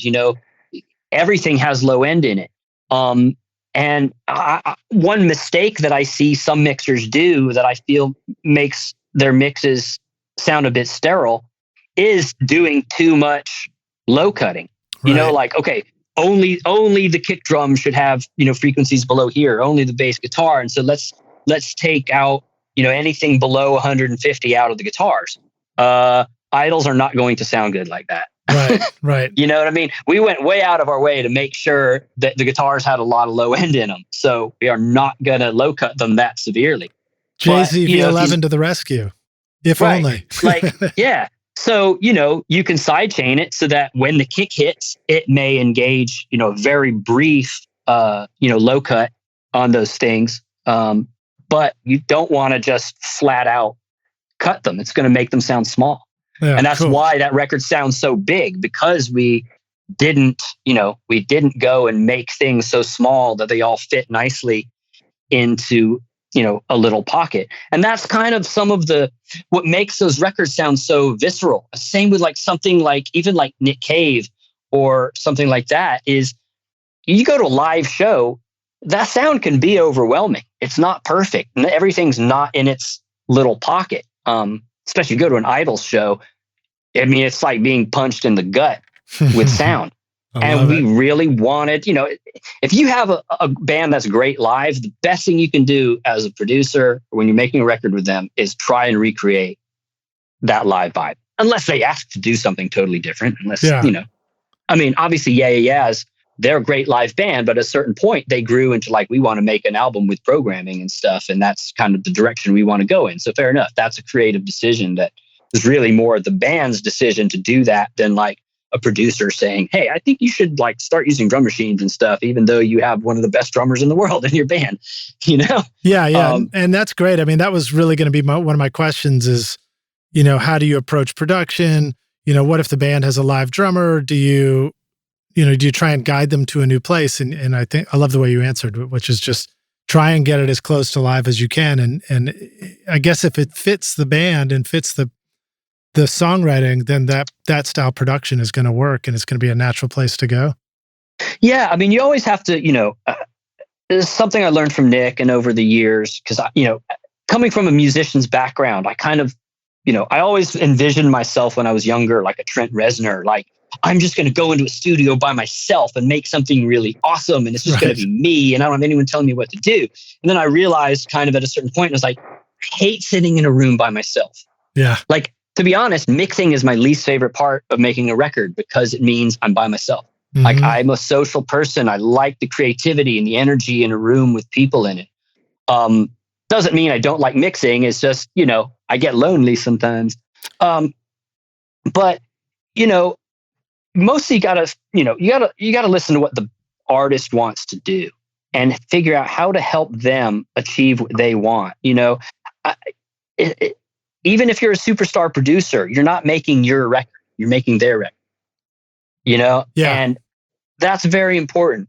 Now, I'd say the only time that I really advised a band to do something different was actually that last Veils album, Total Depravity, because I'd worked with them a number of times before. They're a fantastic live band. Their second album, Nux Vomica, Nick Launay produced, and I was the assistant on that. Completely live album. Their fourth album, Time Stays We Go, that was my first time producing them. And again, it was a mostly live album. But for this last album, it was the first time that the singer, Finn, had acquired the means, like a laptop and Logic, to write and create demos of his own. Yeah. Before, the band would have to go into a room, or he would have an acoustic demo, or the band would have to go into a rehearsal room and just with one microphone record a demo. And wait, here's the song. And it's like, okay, cool, it's a live song. But, so there was enough time from the previous album that he had been working on this stuff in Logic that were kind of experiments. And I don't think had really envisioned all of those demos to get turned into live jams. And then, before we even started making the record, before I was even engaged to make that record, he was in LA and we just went out, to the bar. And I was like, hey, if I may give you a piece of unsolicited advice as a friend and as someone who's worked with you, you guys are a fantastic live band and you've made some really, really great albums that capture that as a live band. But I feel like it might be a good idea to try something different next time.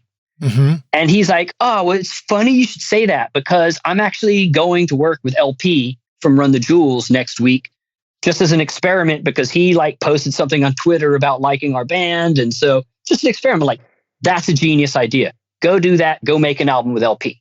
So he went and did one track with him. It came out incredible. It was absolutely incredible. He played it for me. He was like, dude, that's sick. And he's like, I like it too. He's like, but I don't want to make a whole album like that. But I want to make another album with you, but let's use that as an example of something we can do. So I was like, great, awesome. So then he's got all these, these demos that he's sent me that he's done in Logic, and he's either programmed them or he's done things, and they're all very good because he's had a lot of time to spend on it. It's not like this is just something he whipped together in 5 minutes. He's had, a couple of years to work on these songs. And I'm like, man, these are all really good. And then as we get closer to starting the project, he starts sending me like rehearsal room recordings of the band attempting to play these songs in a live manner. I'm like, you know what, man? I don't think it's as cool. You know what I mean? Like there's something already emotional going on. So a few of the songs were actually using a lot of elements from the demo, and then just adding to it. And there were a couple songs that we went back and we did live, like the song Iodine and Iron. At first, it's kind of the slow song on that album. And it was actually a song he'd had for a while. We had actually recorded a version of that song on the previous album that didn't make that album because the song just wasn't far enough along at the time. And he also had sent me this live version they had done for radio broadcast that I thought was absolutely beautiful. I mean, it had strings on it. And I was like, this is great. Can you not put this on the album? Like, why are we re-recording this? And he's like, well, I just really want to. And I was like, well, I'll tell you what. Let's finish the record. And if we have time on the last day of the session, we'll record that song. And it's, that ended up being like kind of the only like truly live song on the album. And in fact, it is, so basically we did a few takes with the whole band. And I think the reason why I felt the song didn't quite work was because that album was quite rhythmic, and the drum part on that ballad was very brushy. It was a lot of just shushing, which I've never been a huge fan of. It just sounded like the drums were a bit loungy. And so I was like, okay, let's record the song. They got a beautiful, beautiful moody recording of the full band. And I was like, okay, everyone leave except the drummer. And so we went back, and the drummer and I just worked on new rhythms. I was like, let's try something that, my suggestion was like, let's do something that hints at like Portishead. Nice. Let's stop brushing. Let's don't do any brushes. Let's do kind of something that fits the album more, something that's a bit more definite and rhythmic. And so he overdubbed the drums on there, and we kind of worked out a part. And then the idea was for the band to come back and do a few more takes with the new drum part. I just didn't want the band to get bored while we were working out, I didn't want everyone else to get bored while we're just focusing on the drums. That's smart to send people away. Yeah. Get out of here. This is going to be boring. Because I want you guys to come back and still be inspired by the song. So they came back. We did a few more takes of the song. We were like, you know what? The old take with overdubbed drums is the winner. And that's the take on the album. Nice. Even the vocal is live. In fact, the best part of the snare sound is, so I had a real plate on the snare drum and on the vocal. But the best part of the snare sound is the snare spill in the vocal mic hitting the vocal plate. And it's not even from the same performance. Luckily snare was always on 2 and 4. So the rhythm, that much of it didn't change. So anytime he's not singing, I'm actually using the vocal reverb for the snare drum. Oh, that's cool. I love stuff of course, like when he's singing, you don't notice that part of the snare sound goes away when the vocal's happening because you're listening to the vocal. So it's kind of an invisible thing going on behind the scenes, but that is what gives that snare that mojo. Now, one of the questions that I had written down about Total Depravity was, how did you get the drum machines to sound so cool? And you started talking about how he did it in Logic. But I guess on Total Depravity, it struck me as sounding a bit like, an old Hammond beatbox or something, but it was much cooler than that. There was like a much cooler groove going on. And I wonder if you had any tips about that. I mean, if somebody's starting in Logic or in Ableton Live, just make sure that it's broken out into individual tracks for mixing so that you can really dive in there and get control over the elements. Or any other thoughts about that? Well, one thing, and this is kind of the reason why I even bother maintaining, things like Ableton and Logic on my system, is that if I need to, I can actually just have artists send me the Logic and Ableton sessions, and I'll split it out myself if I need to. Mm-hmm. You know, perhaps their drum part isn't split out. Maybe the drums are on one track, but maybe the plugin that they used or the instrument they used, I can go in and, you know, actually change the MIDI or something, or, you know, maybe I can mute the kick drum on the plugin and just get a snare or something. But, you know, Finn had really done a great job of creating sounds that had a vibe already on that album. So are you talking specifically about the track Total Depravity? You're already giving a better answer than my question, so just keep running with it. It's perfect. Right. Well, the track Total Depravity, that was actually kind of the end of the recording process where he went back and did one more song with LP. So that was really interesting. Like he did this one-off track. We kind of used that as kind of a touchstone of like where this record could go. And then when we finished, he's like, that's awesome. Now I'm going to go do one more song. So the album starts and ends with tracks by LP, with the rest of it by me, except for the really quiet track In the Nightfall. That's Dean Hurley. And like when that came through as a demo, I said, we're not touching that.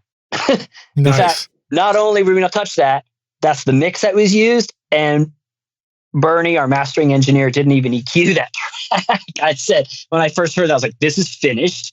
Oh, so Big Bass Bernie? Or no, that's Big. That's Dave, Big Bass Gardner at Bernie Gardner. Yeah, Bernie Grumman.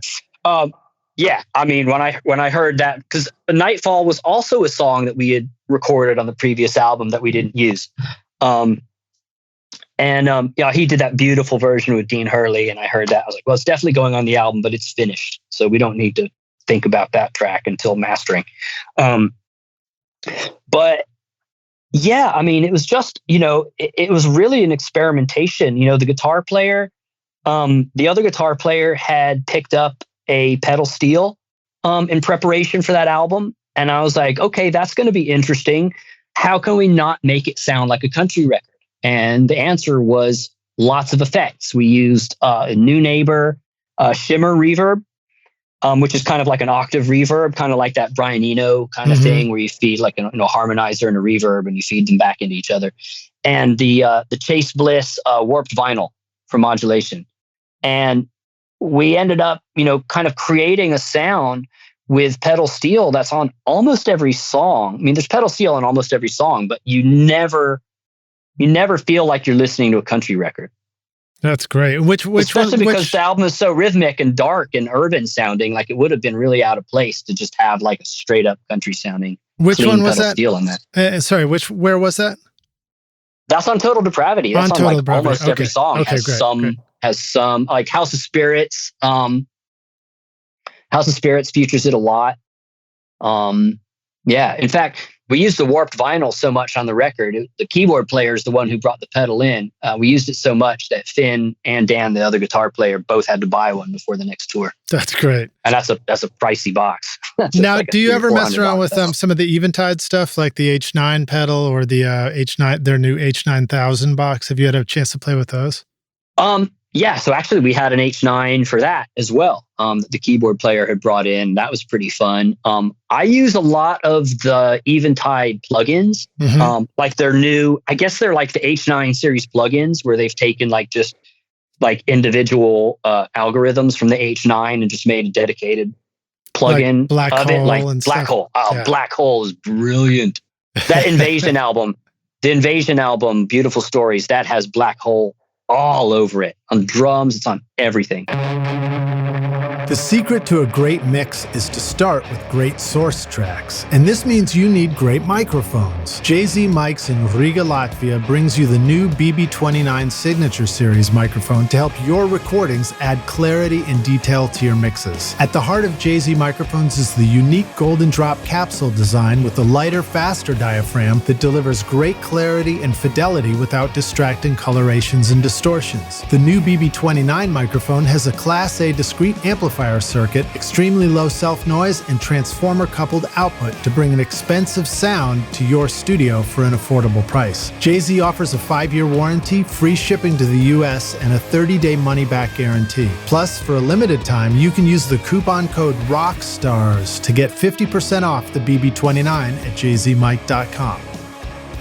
Want to record killer drums in your home studio? Rockstars of Drums will show you how to record, edit, and mix pro-sounding drums with a Nashville session drummer in a Grammy-winning studio. Want to start mastering your own records? Rockstars of Mastering walks you through exactly how I mastered my own record using nothing but plugins in PreSonus Studio One. Want to learn how to create a mix that doesn't suck but rocks instead? At Mixmaster Bundle, I show you how to mix using stock and free plugins so that you can have punchy, powerful drums, guitars that rock, bass you can feel, and a mix that is in your face. Plus, it's totally free as my way of saying thanks for listening. Then go to mixmasterbundle.com to get started for free now and look for the clickable link in the show notes below. I had a question about Invasion. Bomb Bomb, I think, was the song that I was listening to, but, you know, totally awesome bass and deep toms at the start. And it reminded me to ask you, you know, the classic low end question, like, tell us about some of the ways that you just make sure you're getting the low end right on records. How do you make sure that when you're mixing, you know, you don't have too much, you don't have too little? Give us some tips for those of us in home studios. Well, like I said way earlier, I'm now using a sub in the studio for the first time ever. I've literally never used a sub ever until I moved into my current room about 2 years ago. And, you know, a lot of times the sub isn't there to make sure your bass is big enough. It's there to make sure you don't have too much. Right. You know, it's the same thing. You know, if you don't have something to recreate those frequencies, then you don't know if those frequencies are present or not. Mm-hmm. You know, so you might find, you know, so without a sub, you might find that you're actually adding too much low end, because you can't actually hear that low end is there in your room. You know, again, a car test is good. You know, if you have a system that you're familiar with, like a car, and then an album you're familiar with, and you kind of get a setting, like my go-to when I listen to a new like car stereo or something is Band of Skulls. Nice. Sweet Sour. You know, it's the record. It was the first time we worked with Band of Skulls. Nick and I mixed that album. And I feel like, you know, not to sound self-deprecating, but I kind of feel like that record sounds better than the album that we actually recorded and mixed ourselves. Something about Devil Takes Care of His Own and Sweet Sour, just for rock, those records to me sound perfect. So what I do, I get a new car, I put that song on, I set the EQ for that song, and that's how my car sounds. Nice. So yeah, just, you know, kind of, you know, I guess it's just a little bit of trial and error. And, you know, the more time you're able to spend, you know, the longer you work in a room, you get more and more comfortable with that. And to be honest, I mean, low end really is the most difficult thing. And it's really just trial and error. There really isn't a key to like how to nail low end right the first time. Mm-hmm. You know, you just have to trial and error. And then the more you do it in the same space, you get to know what your room sounds like and what your low end should sound like in your workspace. Now, you mentioned like that's the perfect low end for rock. And it just made me think of when I got my new car and I was really enjoying EDM dubstep tracks and I started dialing it in for that. And I just wonder if it begs the question, do we need to sort of re-center our reference listening depending on different styles of records we want to make? So have you ever found yourself like, you know, readjusting the car stereo and getting a new sense of like a bigger or smaller low end for a totally different style of music? Or do you think that's an unfair question? No, I think that's a fair question. I mean, one thing that I learned about low end recently is like, and it goes back to that kind of having that visceral experience that, you know, it's a balance between clarity and power. You know, working with Larry Klein, when I started working with Larry and engineering for him, and now I've mixed a couple records for him as well now too. And when I first started working with him, I was cutting a little more like kind of 200 hertz-ish range than he liked. And he would constantly ask me to put some of it back. He felt things were sounding small. Now, of course, we were working in his studio and he knew his room really well. He knew his room better than I did because he's been there for a long time. And so I was a little skeptical at first. I was like, well, I think that's going to sound a little boxy, but he's the boss. And then I just happened to take a rough mix out with me one day to say, well, okay, let's see how this really sounds. And I put it on. I was like, nope, he is exactly right. This sounds really good like this.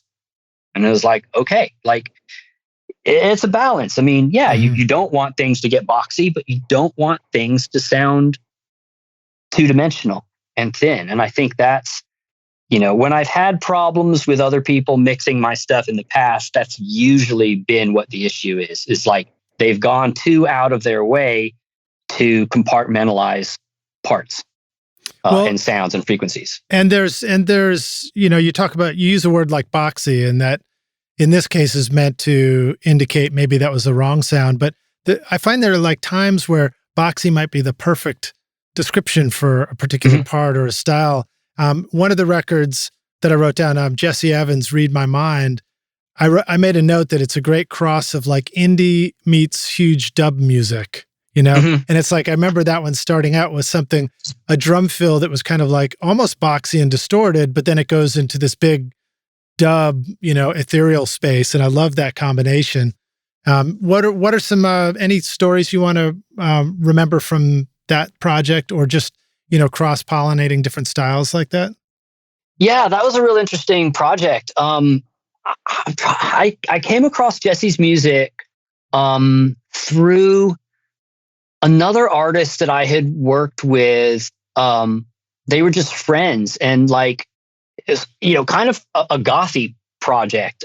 This thing called So Does the Fire, something I did ages ago. And then Jessie was, kind of in a goth band in San Francisco before she found her current vibe as a more, kind of funky, groovy, dancey, jazzy. She sings and plays saxophone. And Nice. So when I met her, I also didn't realize that again, it was one of these funny coincidences. I actually knew her drummer and boyfriend at the time, Toby Dammit, who is now playing with the Bad Seeds. But he is an amazing drummer. And I first met him when I recorded Supergrass. We did that album in Berlin. Right.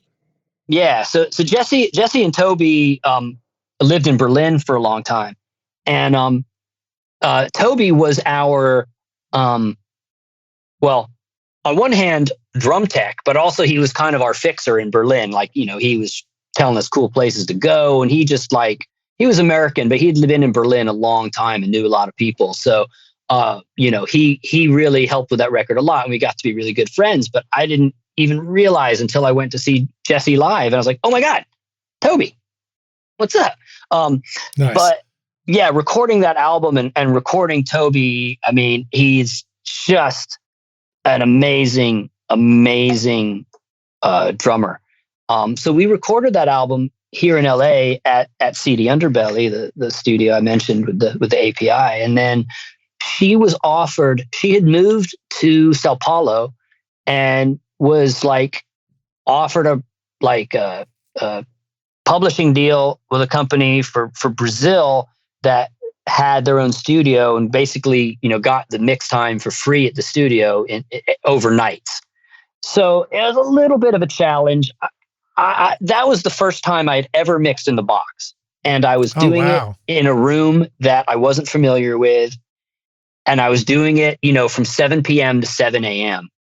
And I got to say, that was a really difficult way to finish the record. Yeah. And, during, and it was definitely an experiment. There may even be some songs that someone else may have tweaked on, even after my mixes on the final album. I don't even recall. I'd say there's probably some that were and some that weren't. Mm-hmm. But I mean, creatively, it's such an interesting sound. I mean, you can hear, I know her old stuff from The Vanishing when it was kind of a goth thing, but yeah, it's definitely has this indie hipness to it. But for the most part, it's kind of funk, and there's there's cumbia mixed in there. I mean, she's really, really just embraced a lot of really beautiful, kind of traditional musics from around the world. That's cool. from Central America and South America, and she's been in Brazil ever since then. I don't think she's ever come back. So you mentioned a publishing deal, and it reminded me to ask. I'll hit you with one more question here at the risk of going too long. I think in your credit or in your intro, I mentioned that you won the Ivor Novello Award for writing, if I said that right. Was that for you and for songwriting input? No, that was an award that the album won, that IDLES won for their writing. And, something just so interesting about and weird about the UK music scene. The Mercury Prize ceremony actually took place while we were recording Ultramono. And so we actually, we left Paris for a night. We went back to London, for the evening to go to the show, and, didn't win.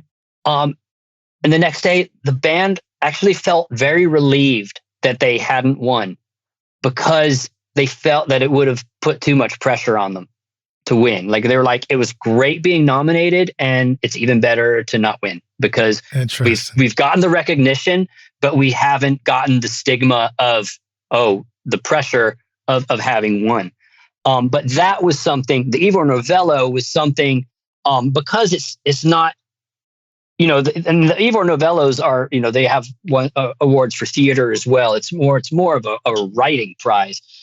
So that was something, because they were so proud of their album lyrically, and the concepts and the ideas, the things that they were speaking about on that record. That was something that I think that meant more than any other accolades that album garnered for them. And I think that's really cool. Yeah, it is very cool. And it, but not every artist is always at that level for writing. And so my question to you is, as a producer, when you're working on projects, what are some things you've learned about helping to up the writing game before going into the studio? Anything you want to share regarding that? Yeah, I mean, trim the fat, does the song give you an emotional feeling? I mean, one of the things, and again, this is something I learned from Nick Launay. I mean, if I don't hear good songs when I get the demos, I'm probably not even going to do the album. You know what I mean? It's something that I already look for. If something needs like an additional melody or something, you can always come up with that. But, I kind of see things, and I asked, I asked a other producer, John Fields, who I've worked with in the past. Another guest, another podcast. Right. Mate. Well, that's why I made a joke about Kevin Jonas because I was like, man, I know other producers that are always getting publishing on stuff. Like, why? And he's like, well, it's because, people are presenting me with artists who don't even have songs. They're like, can you make something with this? So of course he's going to get, songwriting input. Whereas if I don't hear songs, I'm probably not even going to say yes to the project. Right. So, now to me as a producer, I mean, unless we're going to go off and like sit down with an artist and write a song, as a producer, if I come up with an idea, that's kind of part of the producer's job. Right. If I come up with a guitar melody that like goes after the chorus or something, I'm not going to be like, I need publishing for that top line. You know what I mean? That's part of something I do as a producer. Mm-hmm. Now, on the flip side to that, a lot of artists will ask for co-production credit on an album. And another thing that I look for in artists is creativity. And so to me, it's a given that any artist I work with is going to have producing input. And so the flip side is that I'm not as always keen to just say, yeah, sure, co-produced by the artist. Right. Because it's a given. An artist is a creative person. They're an artist. It's their record. Their name is going to be the biggest thing on that album jacket. Yeah, you don't need to cover up my name. You don't need all, exactly. Co-produced by you. It's your record. Of course it's co-produced by you. That's a given. And as a producer, it's a given that I might have a creative musical idea and I don't need a writing credit for it. Yeah, that's a great response to that. It's a great way to handle that. Yeah. It's diplomatic and everyone gets what they deserve. Do you ever find yourself making lyrical suggestions, or do you feel like that's sort of a territory to just stay out of?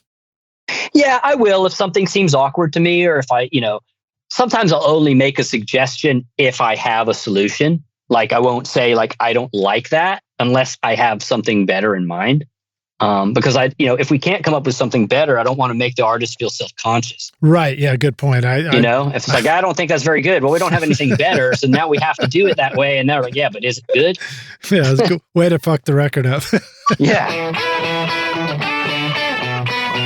Do you feel like the time you spent watching YouTube videos, trying out mix tricks, and tweaking version after version of your mixes has gotten you nowhere? Have you been looking for a simple, straightforward, step-by-step process for creating a pro mix that won't take years to learn? What if you could have a Grammy-winning mix engineer who understood all your mixing struggles and could coach you through them? If you struggle with any of these questions, then the Ultimate Mixing Masterclass is just for you. Now you can discover the proven step-by-step mix system from Grammy-winning mixer Craig Alvin for consistently creating a pro-quality mix from your home studio that will sound amazing everywhere. Listen, I appreciate you listening to this podcast, and I know you're trying to make your best record ever. But when you're ready to take your mixes to Grammy-winning quality, then you're ready for UltimateMixingMasterclass.com. All right, well, man, we've been going for a good long stretch, so let me just head straight to the ending here, unless there's anything that I didn't ask you yet that you want to make sure we cover.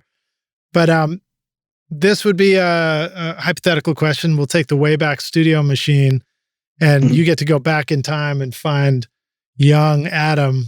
I'm not sure how young at this point. Yeah, maybe 20 years old. We didn't even get to talk about you doing, your first record at 20. Yeah, I mean, all my friends were like, yeah, dude, we're going to this party in college, or like, oh yeah, I'm going to Europe for a month. I'm like, cool, man, I'm recording Faith No More. And they're like, what? That's awesome, man. Well, you're welcome to share another story about that if you want. But my question would be, if you could go back and give yourself a bit of advice back then, and you say, look, dude, here's the single most important thing you need to know to be a rock star of the studio yourself one day. What advice would you go back and give yourself if you could? I'd say you have to be open to taking risks. I've always been my own biggest critic. And I think there were probably times earlier in my career that I may not have like wholeheartedly pursued something because maybe I thought I might not have been good enough at the time. And maybe I wasn't. And maybe had I taken the project, it might have been a failure. But, and hindsight's 2020. But you have to have patience. You have to, at the same time, you have to have the balls to try something. You're not gonna get anywhere by not doing. Yeah. That would be my best advice. I mean, there were times where I was actually involved in a musical, project. A band. If we were doing video, you would see the finger quotes that I was putting around the term band. But, guys, around like 2000, I was involved with a project, and we did have a bit of momentum going. And during that period, I was offered a couple projects. I think one with, I think it was actually another thing with Rage Against the Machine and a record with The Cult. Two bands that I super love. But I had to make the decision at the time. It was like, well, okay, if I go do these two records, it's going to take me away from the band for too long at a time where the band has a bit of momentum, and we're going to lose that momentum. So I turned those projects down. Now the band never went anywhere, and obviously hindsight, I probably should have taken those engineering gigs. Who knows? But you never know. As you can't go back and be like, oh, I made the wrong decision there. Circumstances are always they're always different. Yeah, and maybe when you came back to the studio after the band thing stopped, you were all the more determined to just say, okay, I did the band thing. It's time for the studio. Yeah, and it was never really a conscious decision to like not play music of my own anymore. Just at a certain point, that band project kind of fizzled, and then I got a little momentum with recording, more momentum with recording, and then that momentum just, never ended. Yeah. That momentum turned into the better part of my career. So that's it. It was never like, oh, I'm going to give up playing music. It was just like, I don't have time to anymore. And I really enjoy as a producer, because I like so many different kinds of music. As a producer, I can work on one thing one week and another thing the next week. And I don't have to worry about, well, my band sounds like this, so I can't do things that sound like this. Yeah, good point, man. I like that. And this would just be a reminder to the rock stars. It's just, that is a thing that I've noticed myself, and I've heard other people talk about it. It's like if you go into the engineering and the producing and the studio life coming from a music maker first, just be forewarned that you have to keep that your music making flame alive if you want it to still be there later, because it will just sort of fade, Yeah. I mean, I'm a bit disappointed in myself that I have let my actual music playing chops get as bad as they are. I've probably, you can't play done a Eruption little more anymore. Playing this year. You can't play Eruption anymore. No, I can't play. I never could play Eruption. I was never a lead guitar player. I never ever liked that type of playing. I liked, I'm more of a Johnny Marr kind of fan and the Cure fan than like near. Like, well, wait, what happened to your hair metal band roots? Oh man, I grew that like the second I actually got a guitar. Nice. Yeah, I was just, even when I played in hair metal bands, when I first started, there was always like, I was the singer and rhythm guitar player. There was always a lead guitar player. Right. I was never the only guitar player in a band, ever. Nice. Yeah. The lead guitar player is too busy. That's how I got into producing, because I kind of had the ear for everything. Even in high school when I was playing in bands, like I wasn't the best guitar player in the band. I was the second best, and the third best got moved to bass. But I could turn to the keyboard player and I could be like, try this. Or I could turn to the drummer and be like, try this, even though I couldn't play keys or drums. So I had that ear, and I didn't even realize what that meant at the time until a little bit later. I was like, oh, right. That's awesome. Oh yeah. I see where I could go with this. Well, Tell everyone what to do. Yeah, exactly. Yeah, I felt like going into the studio was like I wanted to be the fifth Beatle or something, and I wanted to be a fifth member of the band. If it was a band of four. And I will occasionally play something on someone's record. If I come up with a part, and like maybe I'm sitting around coming up with a part while they're out to lunch or on a phone call, and I'll record it so I don't forget it, and then they'll come back and I'm like, what do you think of this? And they're like, that's cool. I'm like, cool, you want to play it? And they're like, what do you mean? You already did. It's done. Nice. Cool. Great. Okay. I guess my guitar part's on the record, Yeah. And just making things sound great, even if I don't pick up an instrument, making their parts sound really great still feels like a musical contribution to me. It's one of the things I love about it. Absolutely. Yeah. I find it very fulfilling, and it's, it is a creative outlet. Dude, thanks so much for joining us on Recording Studio Rockstars. This was a fucking blast hanging out with you. And, thanks, man. Yeah, it's really fun. Yeah, and let the rockstars know where can they go find you online? Where should they learn more about you or go check out your music? A reminder, of course, I've got a playlist. I think this time we put together a Spotify playlist in the show notes, so just go check that out. And what if they need to reach out to you to make their next hit record? Yeah, well, my website is Atom, ATOM, Greenspan.com. I will admit that website has it's gotten a little bit ignored in the last couple of years. But you can also find me on Instagram at AATOMG _ producer. That's AATOMG _ producer. You can probably also just search my name on Instagram and I'll come up. Instagram has kind of replaced official websites because it's so easy to make, daily posts and stuff. Whereas like my website, it's like, oh, I have to go in and edit my website and do some really minor coding just to be like, yo, check out what I did today, And this thing, my website links to my Instagram. So, there is music on my website. There's a full discography. And there's actually a link to my website on my Instagram. So, you can find me in both places. Now, Rockstars, in case you probably know this if you're using Instagram, but if you don't, links always exist in the bio. So you just click on the icon of who. Link in bio. Link in bio. So you just click on Adam's icon and then it takes you to that. And then there's a link there that takes you to the website. Well, that's very cool. And then do you find that sometimes the messaging feature in Instagram is a useful thing, or it's mostly just kind of a pain in the butt, or any thoughts about? No, very useful. Kind of very useful. People are using it enough now that, to me, it's a totally legit form of communication, absolutely. The website, there's an email contact through my website, but, it's also, the best way to reach me is to hit me up in both places, because then I know you're a real human being. Yeah, exactly. You'd be surprised the kind of spam that comes in through like Squarespace, contact forms. Man, they're funny, and you get some really fun. Nick Launay just sent me something that came in through his website the other day, and we had such a laugh. It was it's such a joke. It's just like, oh my God.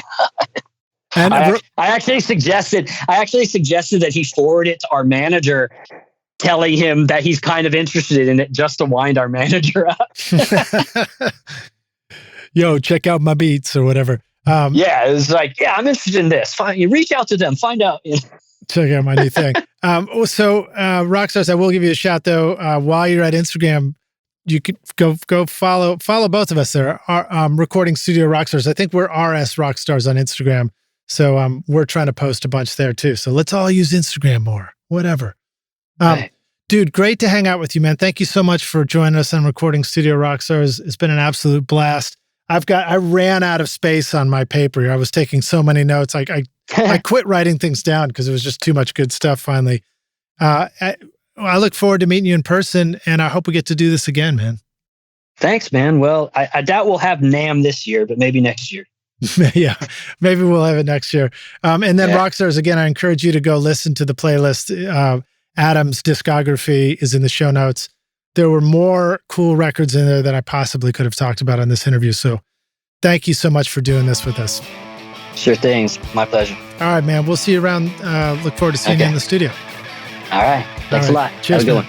Thanks so much for listening to Recording Studio Rockstars. If you enjoyed the show and want to help make it better, then please share this episode with your friends on social media and leave a rating and review on iTunes to help the podcast reach more rock stars like yourself. You can click directly over to iTunes or go to rsrockstars.com/review for an easy explanation. And remember to hit the subscribe button to keep up with weekly episodes. And if you're ready to make your best record ever now, then head over to Recording Studio Rockstars Academy, where you can start with my free course at mixmasterbundle.com. And if you want more free content from Recording Studio Rockstars, all you have to do is go to rsrockstars.com/email. Again, that's rsrockstars.com/email to enter your name and email, and I'll keep you in the loop with articles, videos, podcast updates, and even free gear giveaways for your studio. Just look for the link in the show notes below. Thanks so much for listening, and thanks for being a rock star. I'm Lid Shaw, and this is Recording Studio Rockstars. Now, go make great music.